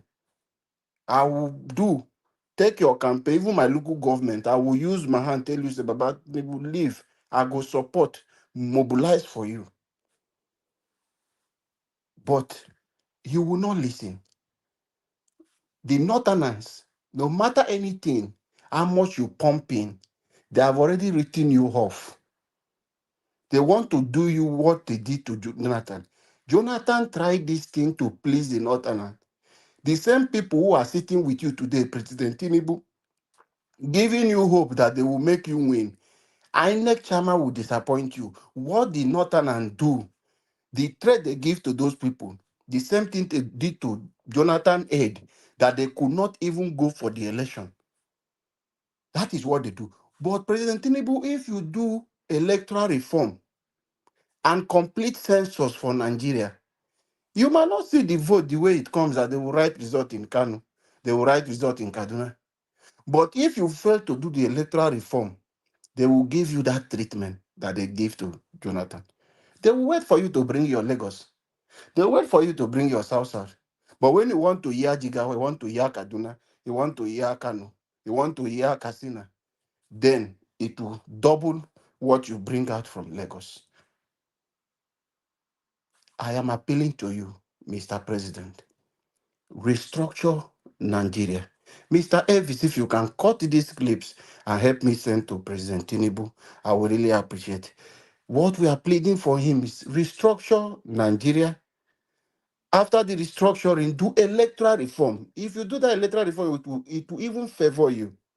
Because of this restructuring, you will do. Release Nnamdi Kanu and do a proper census in Nigeria. Nigeria will remember you for this good thing. Mr. Elvis, this is just my submission. I don't know if I've reached my 8 minutes. But one thing I want people to understand is that there is no way we can fix. Shout today, nothing will happen to Babangida because they have their structure over every institution in Nigeria. Thank you.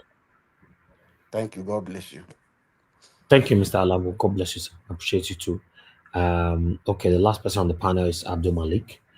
Abdul Malik, it's good to have you on the show. Good evening to you, my brother. Please talk to us. Yeah, good evening, Mr. Elvis. Good evening, Nigeria Watch, and good evening, everybody in the panel. Good evening, Nigeria. This about 1966 coup. There is something somebody write on the comment section. I quote, which is Stevie Stan. At Mr. Elvis, good evening. 1996 coup is different from Biafra War. Why I say this is that there is something I want to say. You know, we learn from each other every day in life. I see some people say the coup was not Igbo coup, or some say it was Igbo coup, so deny, right? My say is this: why is it that that particular region, the war was particular focused in that way, and they lost many population than other region? That is my I ask question. I don't know, understand, because it's an history. We need to learn from each other. Why is it that only that region, they lost almost 3 to 5 million people? Why other region, they don't even lose some such people? It's a question to everybody. You know, Nigeria is a country where deception, propagandists, and lies, we lies too much. That is the problem we have. We have that problem. Everybody have that problem. We want to lie to cover our what we say. We want to make it right, but it's not right. It's not the right thing. Yes. Why is it that that particular region, the war was focused there, and they lost many population there? Why other regions don't lose as much? Why is it like that? Why is it that? If really they say it's not an Igbo coup, I don't say it's Igbo or not Igbo, but I just focus on that particular aspect. You know, there is where you reach in life. You will know the good, you will know the truth and the false and the lie. We are not kids, understand? Because like me, hardly before somebody deceived me.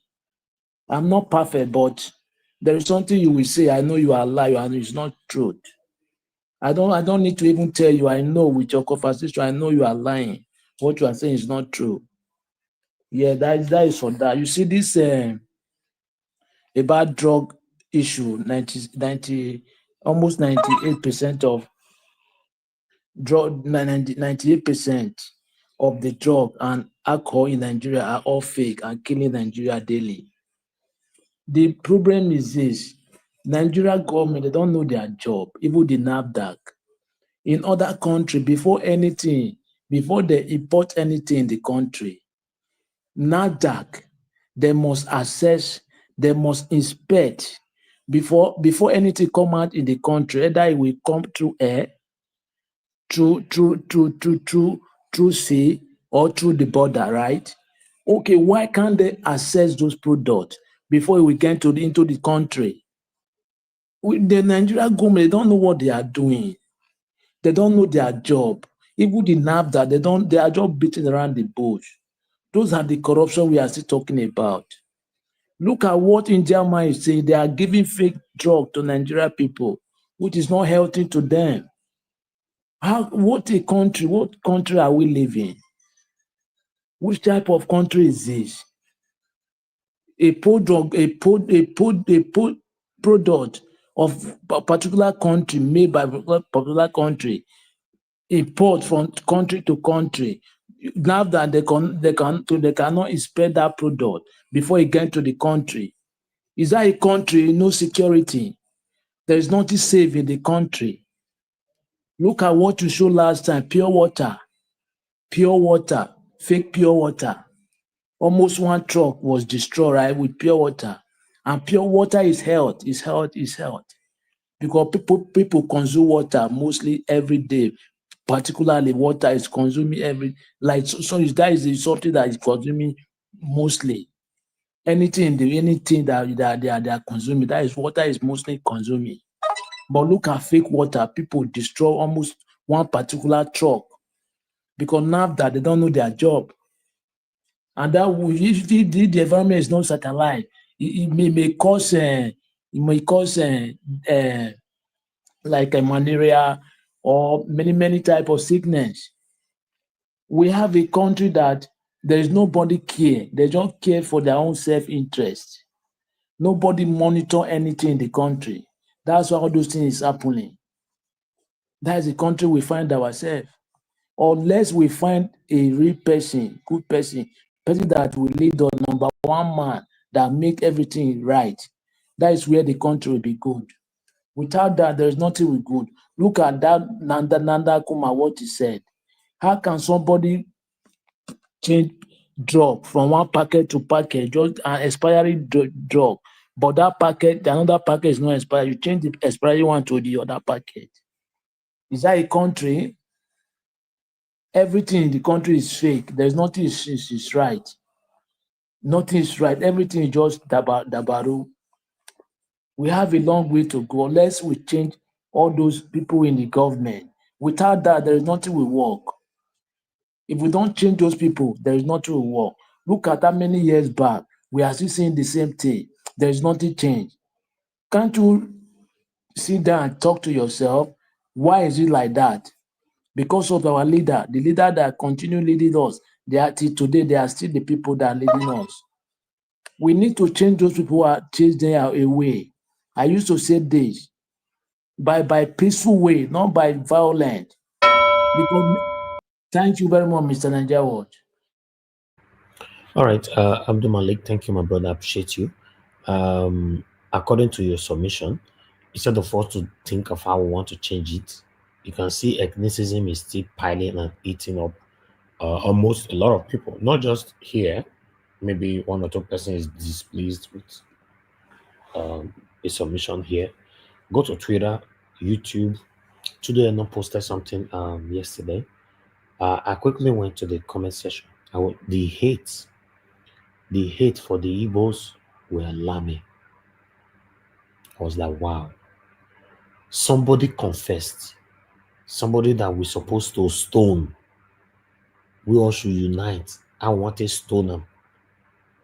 But we are fighting ourselves. It's something. I don't know who's going to change it. But it looks like a continuous thing. It's serious. It's very, very serious. It was deliberately orchestrated. They want it to remain like this, probably forever. But we can change the narrative though. As a people, we can. It's very sad. It's very sad. Anyway, Oga CM is just coming in now. I wanted to go on my final submission. Oga CM, it's good to have you on the show, sir. Good evening to you. I beg, talk to us.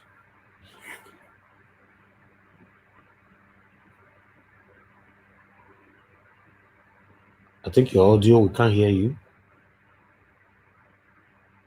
Okay, your audio, that particular day where they see where your audio they mess up. Now it happened today, so so very, very sad. The audio not work today. Try and sort that out while others give the final submission, then I'll come back to you again. Black Panther, please give us your final submission. 2 minutes. Black Panther, are you there? Let him move to another person. I'll speak after that person. Okay, Madam Patricia, please, if you are still there, 2 minutes, please. Okay, so I don't know. You just say you don't me. Yeah, okay, Mr. Elvis, look, I not believe in people just coming here to spill whatever they want to spill, If you say you claim, if you think say you claim to know history, go and ask. Go to the palace. Go and find out. Black Panther, I'm talking to you directly. You claim here, you say you are from the palace, and you don't know what happened in the palace. Shame on you. Shame on you. Big shame. Go to the palace and go and ask. If I'm lying, come back here and tell me. Come back here and tell me and disgrace me. Don't come here and be having any kind of, deceiving people here that this was what it didn't happen. Like I said, I didn't say they invaded. I said they tried to go and invade the palace. You are taking me out of context. All the time I've always mentioned this thing. I've always said that they wanted to go and invade, but they didn't succeed. And there you are, you writing in the platform, yeah, the only one they have is the one that the UK people came to do. Listen, please. Learn to listen well. You say you are a good listener, but in this case, you are not. You are not a good listener. Because if you listen to me, I've never said they succeeded to invade the palace. I didn't say so. I've never ever said so. I said they said they wanted to fight Nigeria. Benin was where they came. And they were going to now overthrow the Oba of our great Benin kingdom. And All of them. Go ask where. All their brokers grow to their foot. Go and ask. Don't come out here to be defending what you don't know. Speak on only what you know. All right. That's my advice to you. So I'll leave it there. All right. Thank you, Madam Patricia. Thank you very much for your submission. I'm ready. Are you ready to do Yes. 2 minutes now? Yeah, go ahead. Yes. 2 minutes. You see, Madam Patricia, if you have not yet healed, you better try to get healed from it. Because what we are hearing from the tonation of your voice is something very, very deep. It's deeper than what you are even talking about now.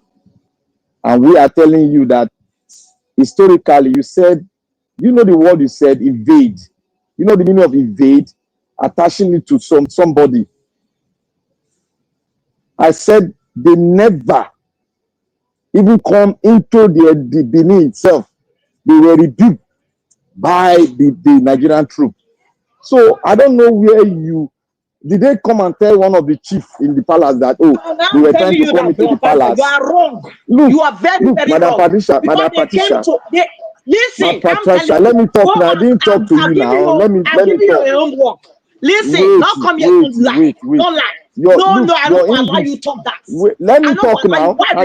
No, I'm not gonna allow you because you are feeling lies here. Look, I've given you an assignment. Let me talk. You don't know what has happened in Benin. You don't. You don't. Let me talk. Hello, please. Let him finish his 2 minutes. Let him finish. Let me talk. Your English is what we are following. No, I said okay. I didn't say they invaded. I repeated again. Madam Patricia, please. Madam Patricia, please. Your minute is over, please. Go ahead. See, the history that has brought unto us, I have already gone. I have already investigated. If you want to go. There was never a time they spoke to anybody. Oh, I want to go and invade the palace. If it were, the Oba would have spoken to me for long. History cannot be hidden and cannot be in one man's mouth or anybody's mouth that say they said. Even the same called Igbo coup. Many of our grandparents went down to the ancestors with that lie that this Fulani sent to us, and now it's been unveiled. What will you say about that? That lie brought about the downfall of 4 million people in the East. What will you say about that? How are you going to heal those people's heart? Average home in the Igbo land, they lost one person. An average home lost one person dead to them. So what will you say to that? That brought about all this euphoria we are talking about now. What will you say to that? How are you going to say sorry to those people now? Let us heal ourselves. Stop this hate. Stop the hate, please. Thank you. All right. Thank you very much, my people. Appreciate you all. Thank you, Black Panther, for your submission. Prince Alabo, if you are there, sir, your 2 minutes. Thank you, sir. Thank you, Naja Watch. Naja Watch, you know one thing, when I was watching that program live, the day of that book launch, a lot of things comes into my mind, and that was the same thing. It's a person, not Black Panther, very dark man was just saying. I was just wondering, can the thing that happened with Rawlings, the former president of Ghana, can it happen in Nigeria? Because I saw the faces and the numbers of people who were there. They are the people that captured this country. They are the people that are doing the illegal mining that is happening in the north, flying private helicopter, using their boys in the army. If those set of people, that kind of thing can happen, Nigeria today would have gotten a new Nigeria. Even his boys, their boys will even be scared. But there will be a new thing that will really happen in Nigeria if that has happened. But quite unfortunate, we don't have people like the former president of Ghana who has done that in Ghana and made Ghana what it is today. We are not saying Ghana is perfect, but there is a little change. But however, Nigeria, you have seen it all now. You have seen how your country is. Pharaoh to me wrote a book about how our judiciary, how corrupt it is. He was locked up. He was picked up, arrested. Someone is writing how he frustrated Nigeria, how people died under him, how he is the chief person that did all those Maradona thing. He's being celebrated. This is the country. This is where we find ourselves. Let's wake up and begin to hold our leaders accountable by beginning to call for electoral reform so we can have a hope by 2027. If not, if you keep quiet, I don't know how you think. After 2027, that is going to be 8 years. It's well. God will help us. And we have to help ourselves before we can see that. Thank you, Niger Wash. Thank you, sir. Thank you very much. God bless you, sir. Thank you. All right. Garcia, we are still waiting for you if you are listening. I don't know if you sorted out your audio. The last person I want to talk to also, Abdul Malik. Abdul Malik, go ahead, sir. 2 minutes. Yeah, good evening once again, Mr. Niger Watch. The citizens of Nigeria, they are not even intended to change the narrative. That is a major problem. They are just there. I don't really understand what they are doing there.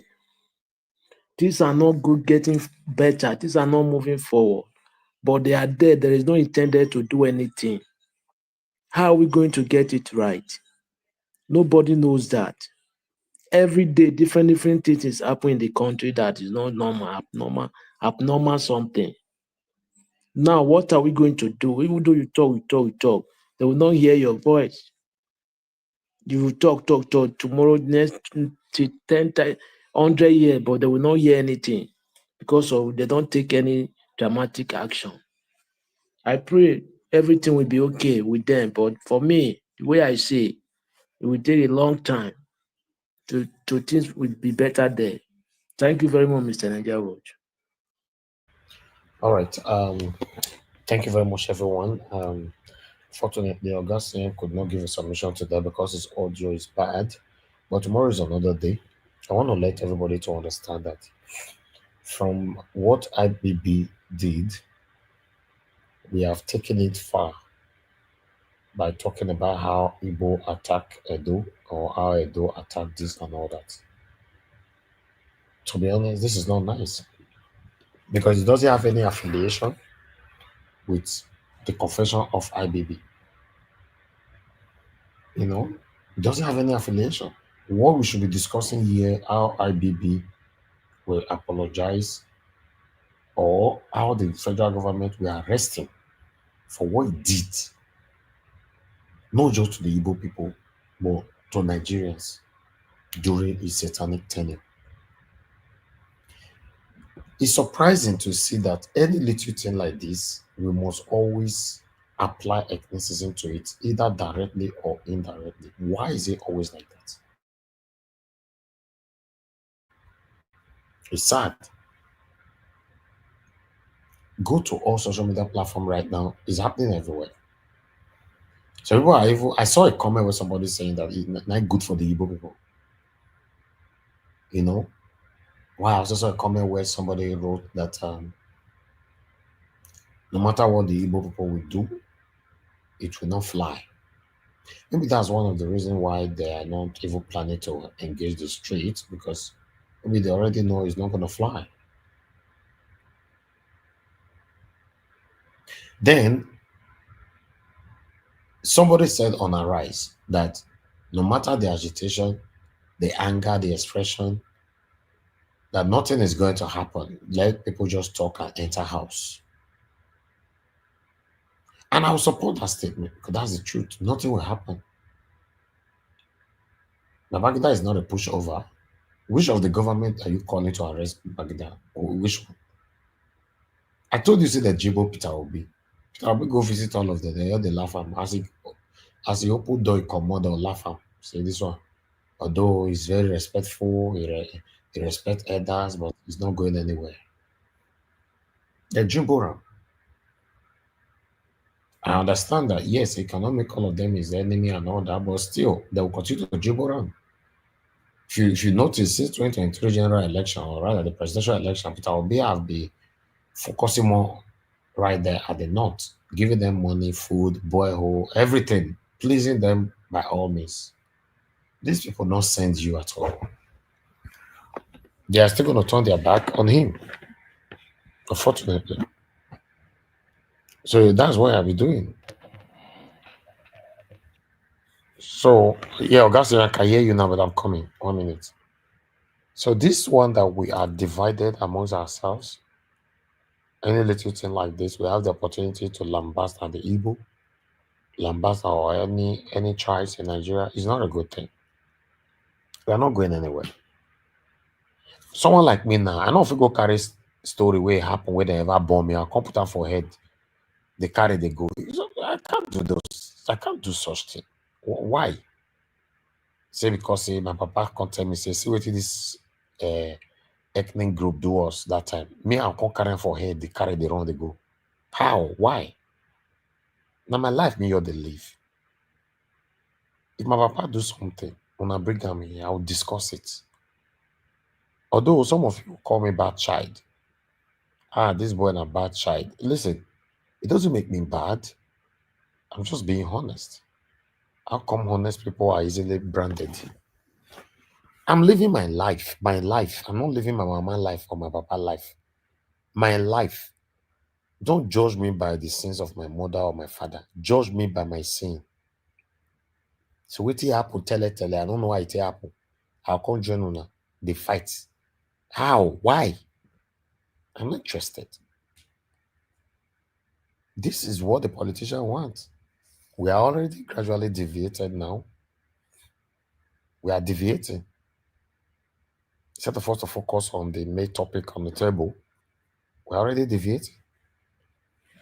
Hatred is piling up everywhere on social media right now. We're not going anywhere. And politicians are celebrating and rejoicing over our this our continuous display. I'm not going anywhere. Augustine, thank you, sir. It's good that you managed to come back and get to put your voice to this. Let's talk to us, sir. Yeah, thank you, Niger Watch. Good evening, everybody. To be honest, yeah, thank you. Good evening, Niger Watch. Good evening, everybody. All protocols, please, observed. I'm just happy I made it at the nick of time. Actually, I'm quite a bit taken aback because time don't go. The topic you brought today, Ohanaeze and 10 trillion this thing, is topical. Topical in the sense that, yes, Ohanaeze should bring it up. Because of why? January 15, 1966 coup was mentioned. Babangida openly or in black and white exonerated Ndibo from it. It is not that Babangida said this on maybe is it Friday or Saturday, all of a sudden by Monday, Ohanaeze start asking for 10 trillion. No.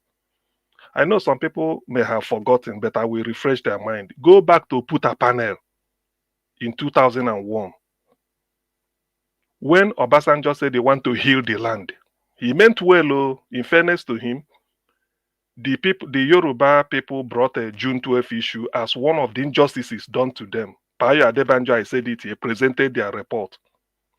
Ohanaeze Ndigbo brought their own. In fact, that January 1566 coup, so many people that claimed, like Major Mae Malare that was died on that day, Major Abogo Lagema, Akintola Okotiebo, January 15, those people think their families. The Kuti family, Fela's family, like Beko was alive then. They came because Obasanjo invaded Kalakuta Republic under his regime. So I'm giving you example how people find their way. Zamani Lekwot represented the Zango Kataf, waiting they do to Southern Kaduna under Babangida. They all came. Omar Udiko came because Buhari, in his military regime, tried to kidnap him from London and then put him in a crate. Why I'm citing this is that every part of Nigeria, they have one grievance over one person or one institution or one ethnic group. So Ndi Igbo presented their own to go and defend themselves that this coup they call Igbo coup is not Igbo coup. Somebody spoke today, so I don't need to say it. Because if I say Ohanaeze said, it will be because I'm Igbo. Professor Zekome said, who is even a Edo from Akpaka, the Akpaka Vig of Edo land. We used to type. So he said it. If I say Ohanaeze Ndigbo say, hey, Ozekome said it, put it in writing. So why this thing came up was Ohanaeze Nnan said we need compensation because at that Oputa panel it was open that it wasn't an Igbo coup. Most of them agreed. Though yes, you lost. Ironsi, it was because of it's not an Igbo coup in January. By July, when they buy the Ironsi, who did they buy Ironsi with? Fajui.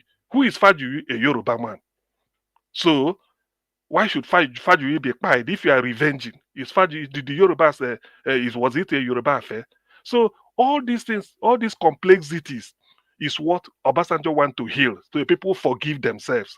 Ohanaeze Ndigbo said, for them, say they're only asking for this because of damages and everything that were done. 10 trillion. So this was 10 trillion. It didn't just come yesterday. So it's like Niger Watch, say if you are Igbo now, you are the Ohanaeze president, and then they elect you today. Something happened like this in which you just bring it up again because then they've not done even apology they didn't do. Do you know that what is it called? Oputa panel report. Somebody went to court to stop the court from releasing it. I had that. Unless maybe they later change it. I had it. Anybody listening can come and contradict. Maybe say later, but it was. So you being the president, it doesn't mean after all the president of Ohanaeze Ndigbo is Ikwere man now. Did he just was he just elected on January 10th? All of a sudden, 24 hours or 48 hours after IBB said something, he brought a this thing and they quickly meet and then said no. He's been in the shelf. It's just that because another confession came out, Ndigbo reminded them, say, look at what is happening. No. That is just about that. So whoever didn't have Ohanaeze report on it, even how it was tabulated, how they came about the money, how they added it up to say that about this we do for them. I can send you this thing. I can send you the one I downloaded. It's quite voluminous something. I have it. In fact, I was looking at it as I was listening. So anybody can supply email. I just send it as attachment because I downloaded. It's not a private document. I didn't pay for it. So that's what I'm trying to say. That's a part. Then regarding Nnamdi Kanu, let's say this. Not that Ohanaeze Ndigbo, not that every Igbo man it doesn't pain us. No. No, please, people should take it from me. No. And I want to disabuse this thing going on now. Nandi Igbo Holam, Nandi Igbo Holam, now there are people who Holam. It's a lie. Lie from the pit of hell. The people, why Nnamdi Kanu, if they are being held, is the UK had interest in it. It was then that orchestrated the rendition from UK to Kenya. The Fulani Caliphate knew that Nnamdi Kanu coming out. In fact, with the little he did, he has opened so many people's eyes that agitation was and they were even saying it. Then Tinubu, I don't know agreement he signed with them. It's not a legal issue. Ozekome has finished job on it. He said it upon my bended knee. So Ndi Igbo, this has claimed the life of two Ohanaeze Ndigbo President General. Who is more Igbo than the President General of Ohanaeze Ndigbo? Iwanyanwu died as a result of it to go and visit. Professor George Obiozo died as a result of it. So what are we talking about? It's a lie. Okay, now the idea that take to the street, if we never go to the street, I don't want to address certain trivial comment because certain things I look at it, people operate from the level of the level where they sabi. But it doesn't, I want people to just sit back and watch. It's like this thing that happened to Yorubas. I mean, when Abiola, this thing was cancelled in 1993. People were saying all manner of things. It was the Yorubas that advised Babangida to cancel it. It was this. All these things were all lies. All the people when they gunned down Kudira at Abiola, pied her, and all those things. Every part of you, so many people. If Abraham Adesonya, they say, Nanadeko, they pied themselves. It's a lie. It was at Oputa panel, it was revealed that it was a killer squad. I don't know whether the word killer is allowed, sorry. But it was a squad assembled by Sani Abacha to decimate them. Sergeant Rogers, Captain Omenka, and all those, even this El Rufai. I mean, sorry, not El Rufai, El Mustafa. So it was Oputa panel asking Yoruba, you say, you see, we've been vindicated, but they were accusing us that Yorubas are buying themselves. They betrayed Abiola, Shoneko, all this type of nonsense. They betrayed Abiola. Why should Shoneko take power? Why should Shoneko all those things? Please, Nigeria, we've gone beyond that. They did not play you. So as far as I know, Nnamdi Kanu's case is nothing legal. No court can find him guilty in Nigeria because there's nothing to try Forget about anybody can conjecture. It's just because of oil and gas. And now let me tell you people this. Some of you must have seen it. Do you know, because of the fight between Russia and Ukraine, in fact, the gas deposit of the world is Russia, number one. Number two, Qatar. Number three, Africa. Where in Africa? Nigeria. Now, because Russia and Ukraine are having coming, so Russia seized gas supplying to European nations just to punish them, that they get.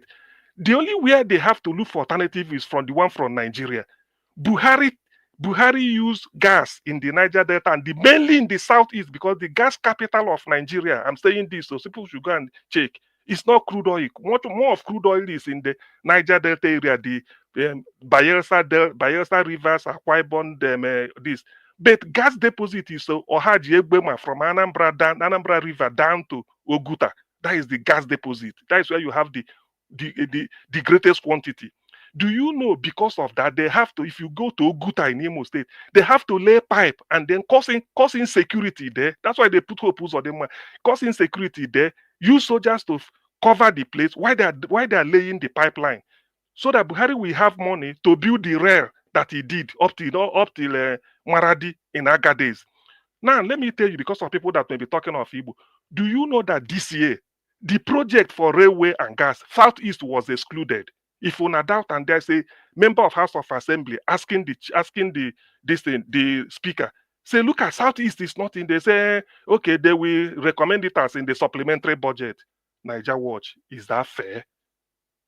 You did a budget, you excluded a region, and they stood up. You see, I don't fabricate.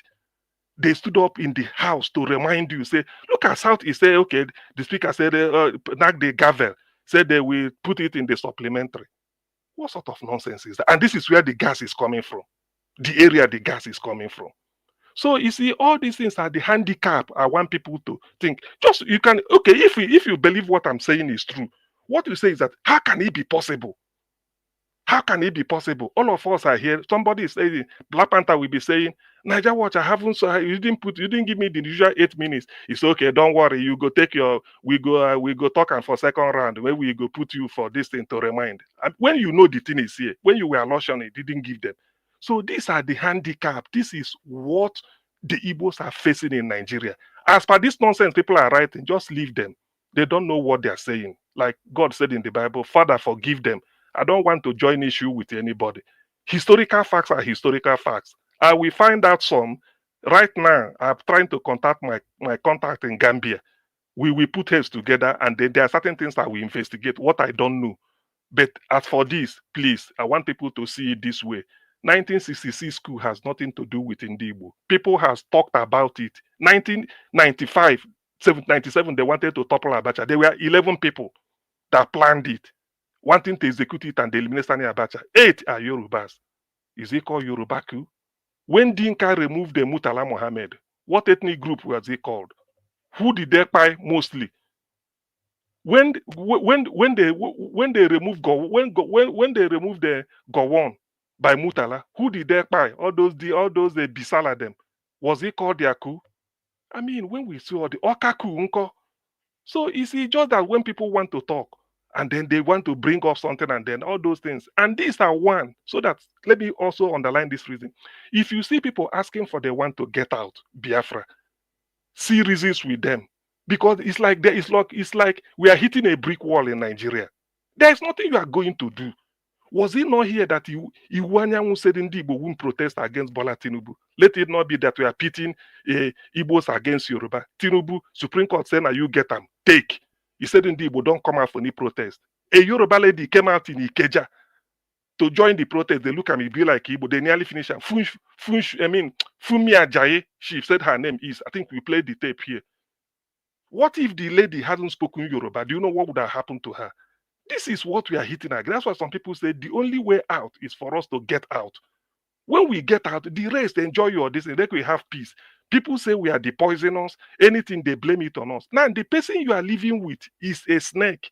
And that snake want to get out and leave you alone. Forget about all this rhetoric of it. Now, they cannot say what he wants is referendum. He said they can never go to, since we've gone to war, we lost. It will be stupid to go for another one.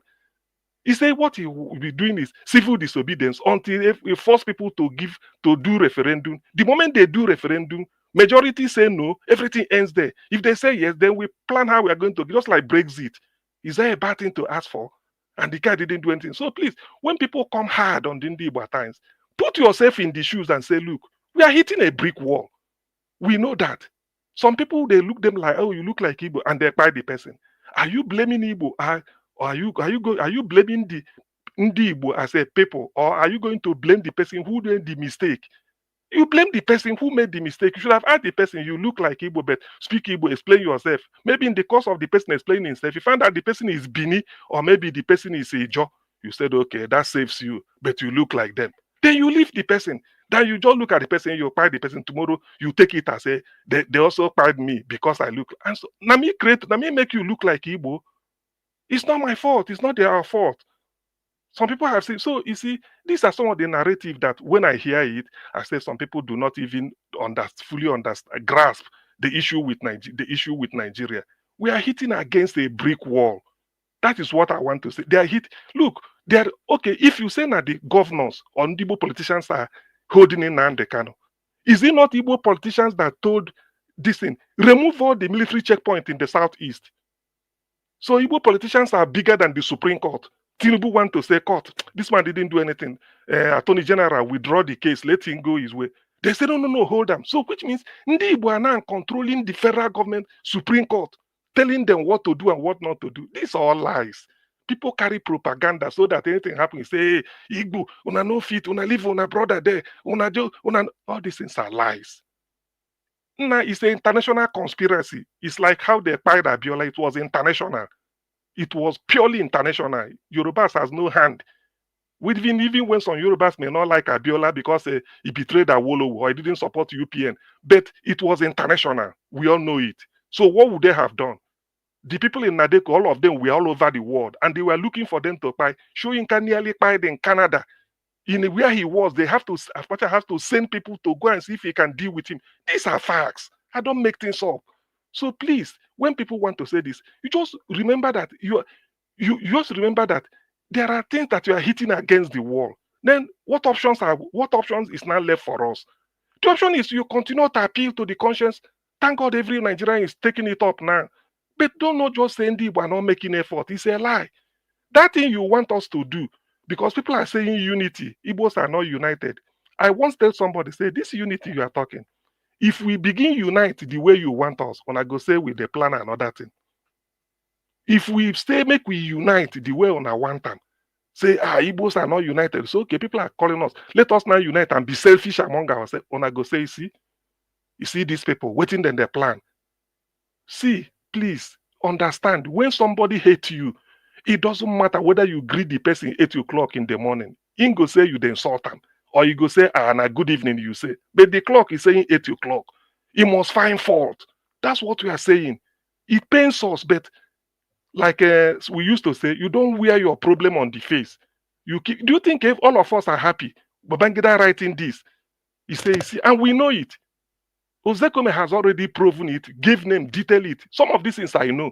Babangida putting it today is like, so people are now annoyed. Say, so we know all these things. Because of that, we lost 5 million people. 1 million, more than 1 million starved children, no protein. United Nations Convention say as long as there is war going on, you go to bring food supply. You don't stop it.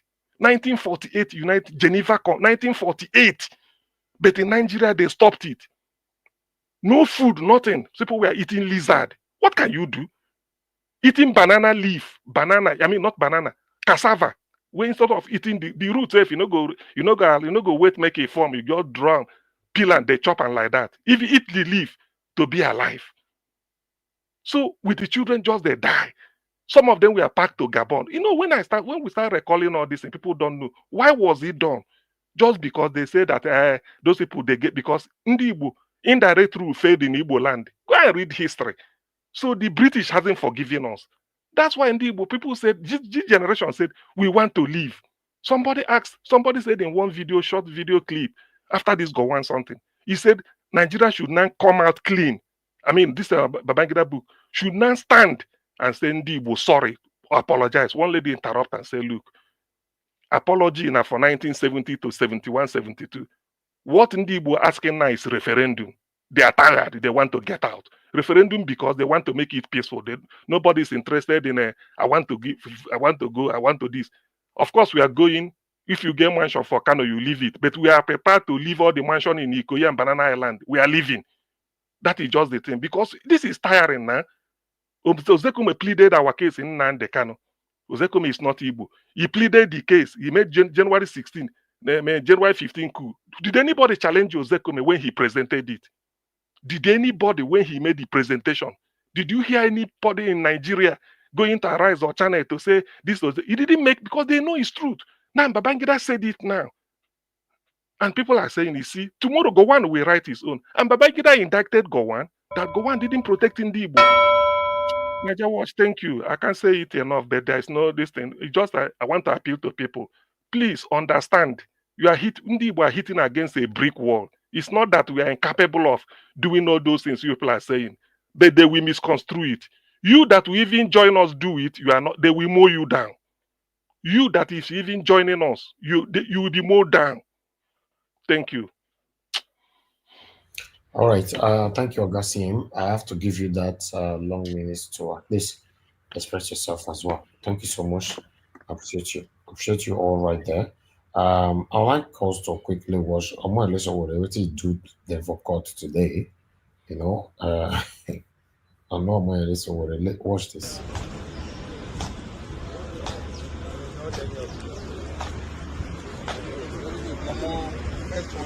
Man.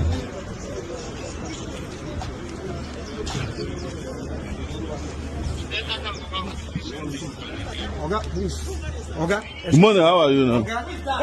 Say, who are you shouting? Who is that? Do I look like Yaya Bello to you? I beg, go and sit down. Go and sit down. Hey, what's that? What's that? What's that? What's that? Yes. I'm a police officer. So what? Come out. I'm not coming out. Who are you? Can I know if I have a business in court. Okay, please.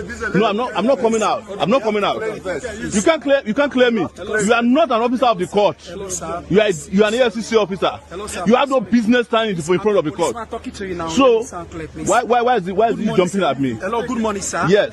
Please, what can I do for you? This you? is a federal high court. Yes, bring a court official. I'll talk to the person. I'm here. I'm a policeman. Oh, you have a senior. How are you? You are not a court official. You are allowed EFCC to be flying at people in court. That's what the nonsense the DSS does here too. It's not taking it easy now. They are the ones who bring us to court. EFCC for that matter. Yes. Huh? There's no issue. I have a court case. Please. Leave the road. Hey, don't touch me. Don't touch me. I'll restrict you. You can't restrict me. You can't. No. There's no order given to you that can prevent me from going to. You can't. Don't touch me. Don't touch me. No, I'm not going to call anybody to tell you a case I have. No, you have no right. You have no right to prevent me from attending to my case at the Federal High Court. You don't have any right to stay in front of the Federal High Court, regardless of who you are. Which case do you have? I'm not going to tell you my case. You are not my. I'm here. I'm a policeman. Lawyer. You are not my lawyer. Sir, you are free. Stop your foolishness. You are not my lawyer.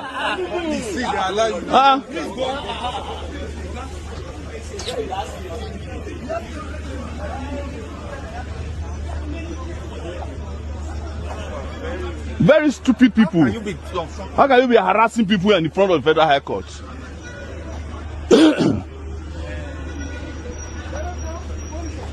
You are not my lawyer.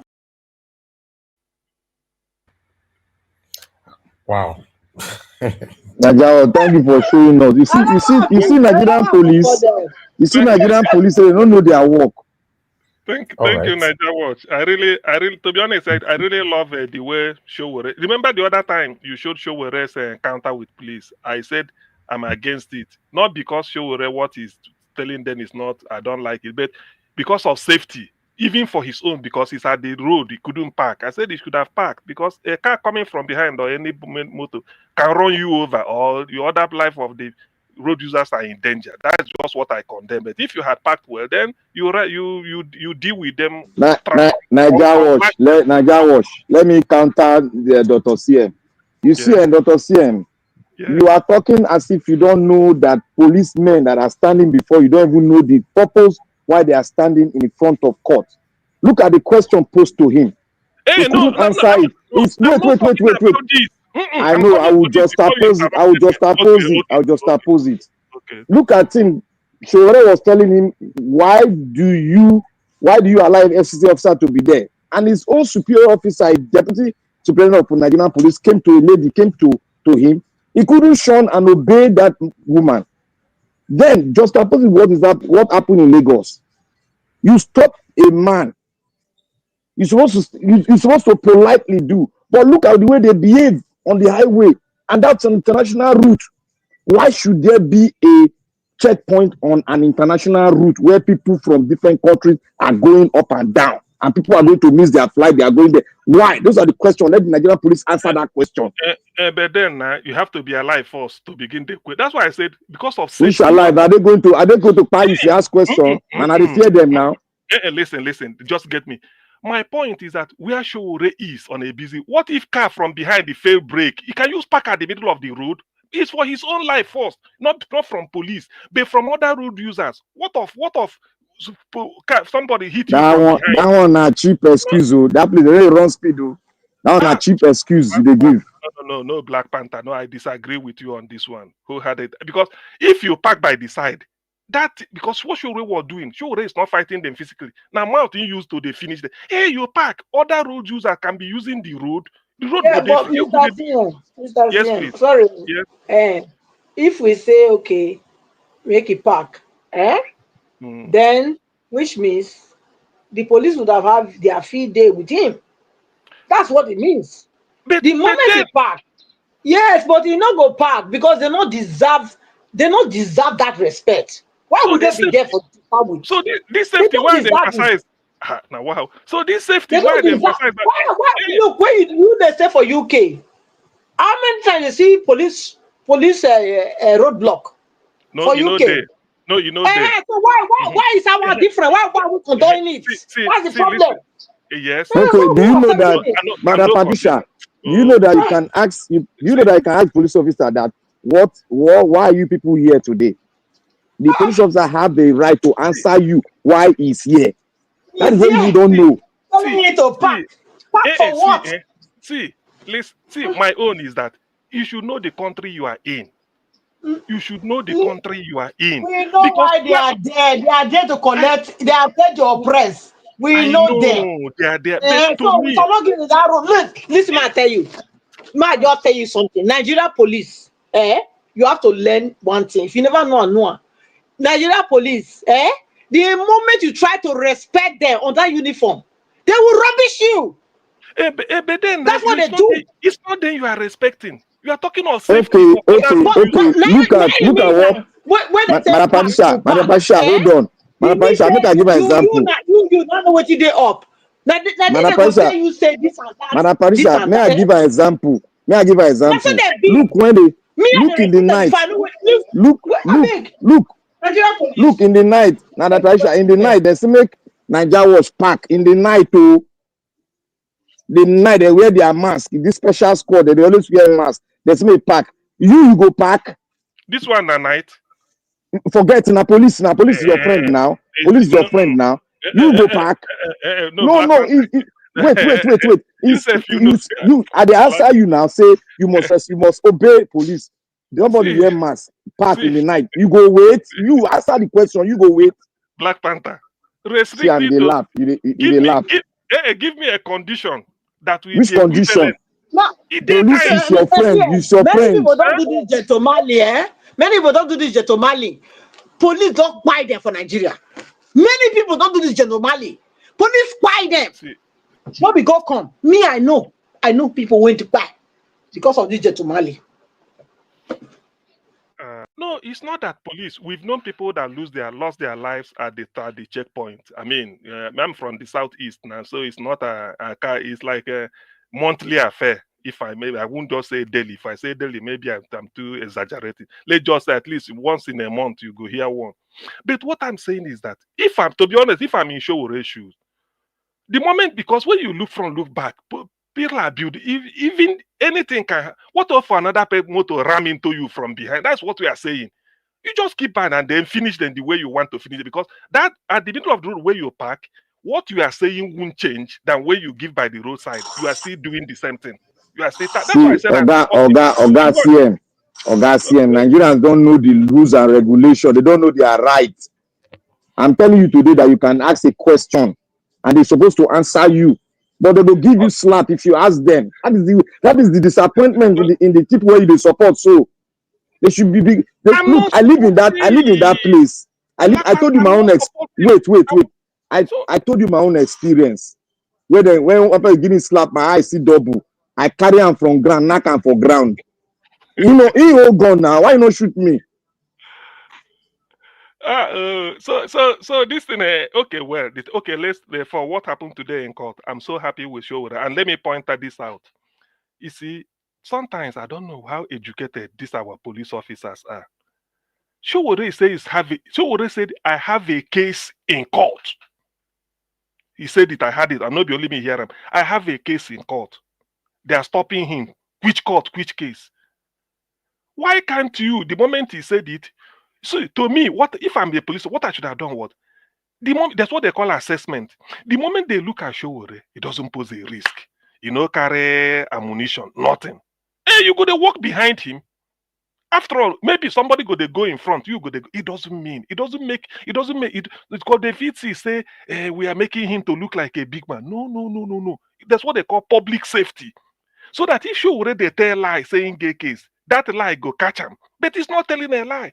Why not say, okay, you have a case, okay, we know you. Who does even without Showore saying anything, everybody know him as Showore. It's known. So what do you mean that I think calm down? Police go you see this police, they are too excessive in sometimes. When you even they behave like morons. You come down and say, okay, you are going to which court you are going to? He said, I'm going to the Federal High Court there. That's all. Okay, thank you. Please just follow him. I say, I know the way. Doesn't mean you can give it. Dr. CM. Yes, that to me, that is the way it should be. Than everything they make it to be drama. Dr. CM, let me tell you how it's supposed to behave. Mr. Man, thank you for coming to the court. What are you here for, sir? You said I'm here, I have a case. Can I see your ID?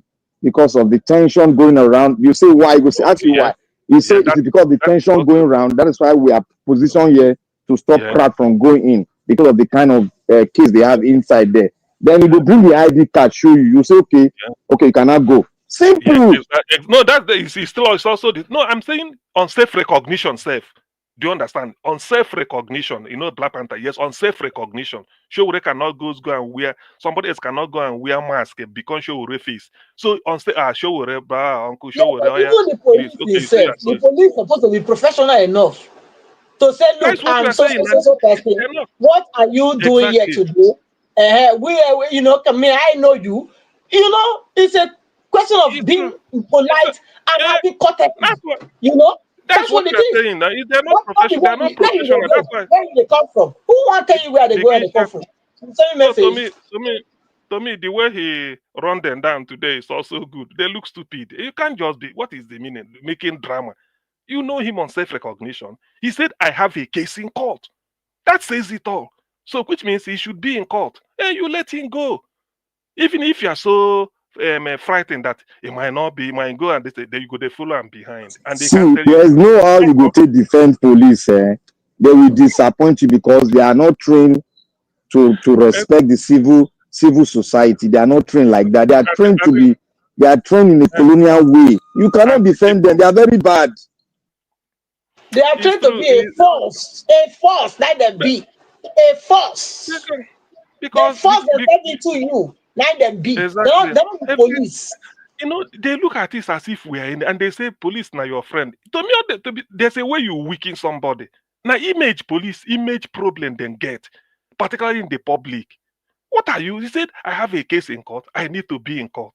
Welcome. When he said, okay, it's okay. That which court 1 or court 2 or court 3? Maybe if you say na court 4, you say, if na court 4 follow, immediately you turn right. Now that side court 4 they see the sign there. That is the police supposed to be friendly. Everything cannot be gara gara. Who are you? This, they fit flag. You see, that is why people, even when they are right, when people take them for how they say it, for granted, you go even support the people. They so mess themselves up. Look, I think I'm happy with the way show because there's no threat. It's in the premises. There's no crowd, nothing. He come down from a vehicle. Allow him to go. He said, I have a case in court today. That's okay. If he just say which court, when is your court started? If it's the other one, this one court, you go by that saying that you go don't weaken show with yourself. He said, I have is it court 1, court 2, or A, B, or C? Which one? Because this is the one for this is the one for this. If it's A, you parked it wrongly, you have to move down to that side and enter, or if but you are doing this show with a good on day weekend. You go even day friendly. But everything cannot just be, yes, can I know you? I'm a police officer. See the way they are talking, all these things. Look, I said, you see, Nigeria need to reorientate the police force. I think that is where they start. See, Dr. CM, they're too like Roger. If you as a policeman, if you approach anybody, you say, welcome, sir. Now that's sir, welcome, sir. The first approach will determine the next approach from the person. You say, oh, thank you, sir. I'm here for a case concerning blah, blah, blah. It will explain the case for you. He will say, may I see your ID card to identify him? You look at his face, Camera did there already. Camera did that place. You go put the ID for the camera so the camera will catch him. Then you don't say, I say, okay, what room are you going to? What courtroom? 6. Okay. You take your left, then take a right turn and a left turn, you get there. That's all. And that Roger where you they look for. If you do it like this, some people just know, officer. You know, I see when I go officer come or at least when I go drink Coca-Cola now, take this for your same easily, very easy, without you asking. Because you don't do who's supposed to collect it? No. Even the person you give UK police Coca-Cola because they direct you. No, what I'm saying is that this is not willing. No. I said it's not compulsory. Even when you are willing, the police here, they are trained not to take anything from anybody. Yes. But in Nigeria, we have to walk halfway. That is where we need to also get them to look. They are not trained to be police as your friend. They are trained to be a police force. That is the tools of the colonial master to oppress their own citizens. That was what they used. They didn't bring their own people to come out and be oppressing Nigerians or the different tribes. It was Nigerians they trained to be manning Nigerians. And that is the same mentality they are still going with to today. That's why I say they should be reorientated to tell them that look, the people when you are in uniform and you see another person, that person is not an enemy, it's not evil, it's not a devil you see. Just even that you educate, you even help them. It's like somebody telling you, oh, how do I carry this jerrycan of water? Is heavy. You are even helping the person. So, okay, I help you to carry it. It doesn't make you any less a human being. That is, it doesn't make you any less. But in our own case now, we are used to that bragger. You don't know who I am. You don't know who I am. You see, somebody said I'm advocating for bribe. I'm not advocating for bribe. Please, send them. What I'm saying is that, like Black Panther said, don't you know because of Roger? I said, yes. But that Roger you are looking for, there's a way you even treat people. Maybe, like, show them if you just come say, officer, come, okay, fight this for your newspaper. You didn't ask him for bribe. It's just like he wanted to do this thing. And you can say, no, thank you. That's okay. I'm not advocating for bribe, please. If you don't know how to interpret what somebody said, I didn't advocate for bribe. Dr. CM, don't even go there. No mind that they want to make you talk. Let them. No mind that. No mind that. Have you? No, it's true now. Because it's easy, and if they know this type of thing is better. Black Panther. Supposing in the airport, I've been to the airport in Nigeria. Somebody can just help you. Or go, when I just come, please let me push your trolley for where is it? He said to the car park. Something. You carry and reach there, you say, thank you, you don't help me. Dr. CM, the only solution to this issue, they then give every state state police. State police, and let them not let this federal police go train them. May they go bring people from Kafanshan, another country, may they train them. If not, they go put Roger for their head again. Now, You understand? every state go train their own to their own standard. No, then go bring police, make you train them again. Nigerian police go train them, no mind them. Because you go train them in language and the If culture of they the need people. train, make them come call me, make I come train all of them. I go train them very well. You they waste your time. Well, No, they waste my time. no, All those paramilitary. Who you say train them? Let me just say something. The problem when we get, the problem when Nigeria gets, it starts from how we educate our children from young. That is the truth. You see, if we can get it right, not be people who don't go, not will educate. This generation is gone. Let us just leave this generation. We have to focus on the next generation and start to put the right things into them. How to be patriotic about your nation. Yes, that's You true. know? I agree to that. That is what we need. That's what we need. We cannot change the wrongs. The wrongs have been done. Okay? And it has gone into the bone marrow of many. But we can change the unborn ones if we determine that we want a new country for real. We need to work with the children that are going to be born now. Those are the children that we can start to nurture, in a different way that we've nurtured. We were nurtured and we nurtured our children too. Okay, that landed us in this place that we are. That's all I can see. Because where we are, this Europe that we are, everything you see working is from even kindergarten. Yeah, that's true. That's where they start to teach the children what it is to be patriotism. To be passionate about country. I mean, look, in your country, Nigeria, you don't even have a curriculum for children. You borrow it. All you have is borrow. How do you expect to change? How? So all these things, we need to, look, even then, to come and get me, and let me educate them. Even then, the standard they used to train me, assuming that standard still there, or 50% of it still there, for them manageable.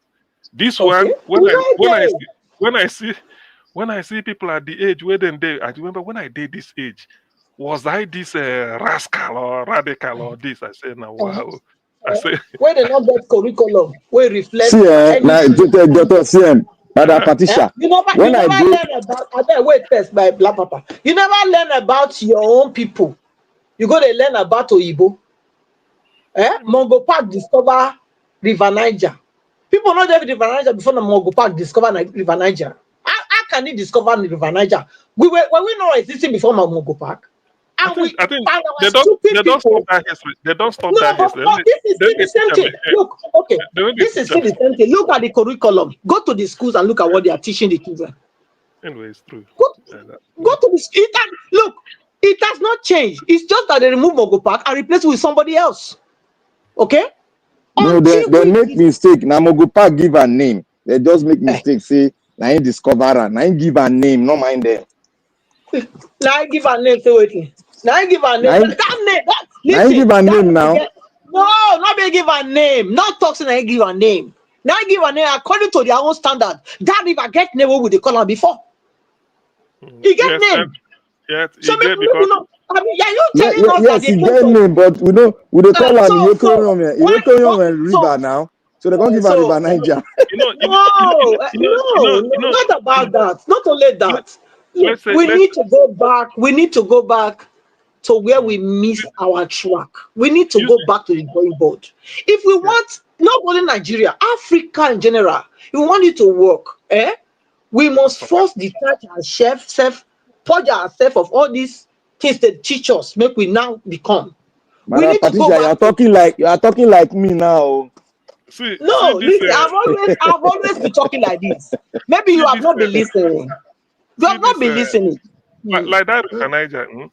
Let's say River Niger. Let me just use like from Lokoja, where it joined with Benue. Can they flow down? When he reach our end, like Onisha, that's what we call it in Igbo. When he reach the Ijoland, like Isoko people, then they have their own name too. When he reach like a jaw going down before he get to the ocean, a jaw people or people living around there, we have their own name. So like you say, we said we've already gotten a name for it. Depending on where it flow past, when I go get name for it, local name where una they call them, any area.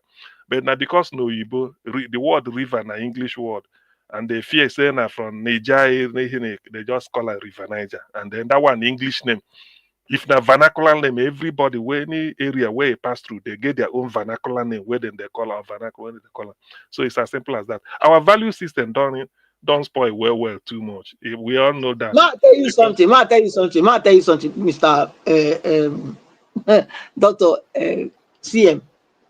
Okay, let me tell you something. If you look at the map of the world, you will see that the river they call, the ocean they call Pacific and Atlantic is one. He only changed name because they wanted it to change. Because of the country where they in between. Yes, okay, it's true. So what are we talking about? So what are we talking about? They wanted to name River Niger. Dr. CM, have you watched the documentary? They say Africa got cut from Somalia to India now. Have you watched that documentary?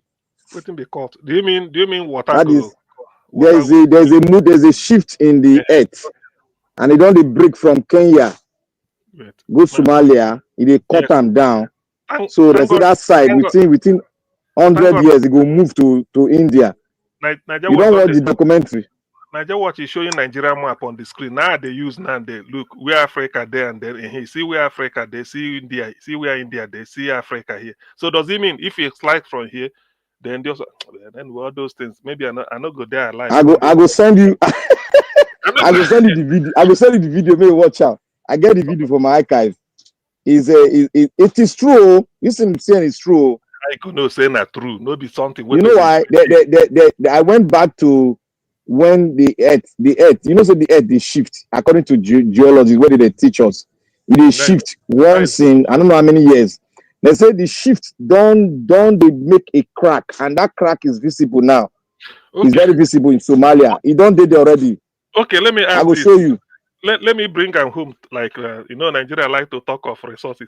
So if we begin shift resource where they one place now, who go get them when the earth go shift go somewhere else? So that I'll tell you. Can I tell you? If I give you, you can analyze that by yourself. Mineral deposit. Hold on. Can I just tell you? Can I tell you? Okay. Can I tell you? Look.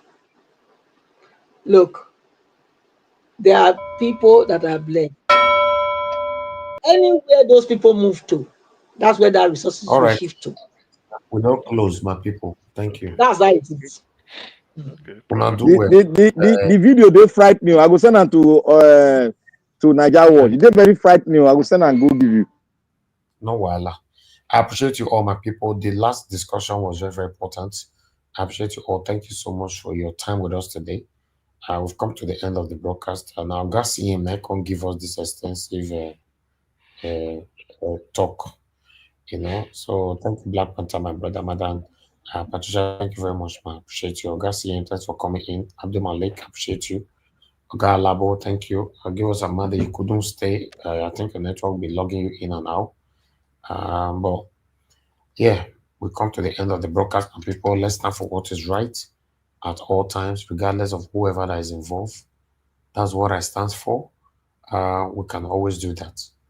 Having a better Nigeria in our time, let's continue to try our best, but I don't know how this is going to be possible, but let's continue to try. I appreciate all my people, every one of you that called in. A lot of people called in today. I want to say I appreciate every one of you. And God bless you now. Thank you. Those of you that supported the channel today, Olabi Pesoyemi, thank you very much. My brother Martin Benjamin, thank you very much. God bless you. I'm very, very grateful. So my brother, thank you for your consistent service to the people of Nigeria. God bless you and your family. Amen, amen, amen. And God bless you too. Thank you, my wonderful people. Mother for Mommy Diaspora. Thank you very much, Mommy, for all that you do. Appreciate you always. Thank you, Amaka E. Frank Emmanuel. Not my day. We don't miss you. Okay, now if you want to be no mind them. Thank you very much. I appreciate you. Michael Ganemaro, Tony Africa. Thank you, my people. Thank you, Mr. Johnson Emmanuel Ikechukwu in the camp. Thank you very much, my people. Thank you, Adewale James Babayale. I appreciate you. Bring to Light TV. I can see you. Sedam, I can see you. Kisdagera, I can see you. Thank you, my wonderful people. We've come to the end of the broadcast. I'll see you guys again. Fingers crossed, by God's grace, 7 p.m. tomorrow, so that we can continue from where we stop. As you and I know, there's always things to talk about in Nigeria.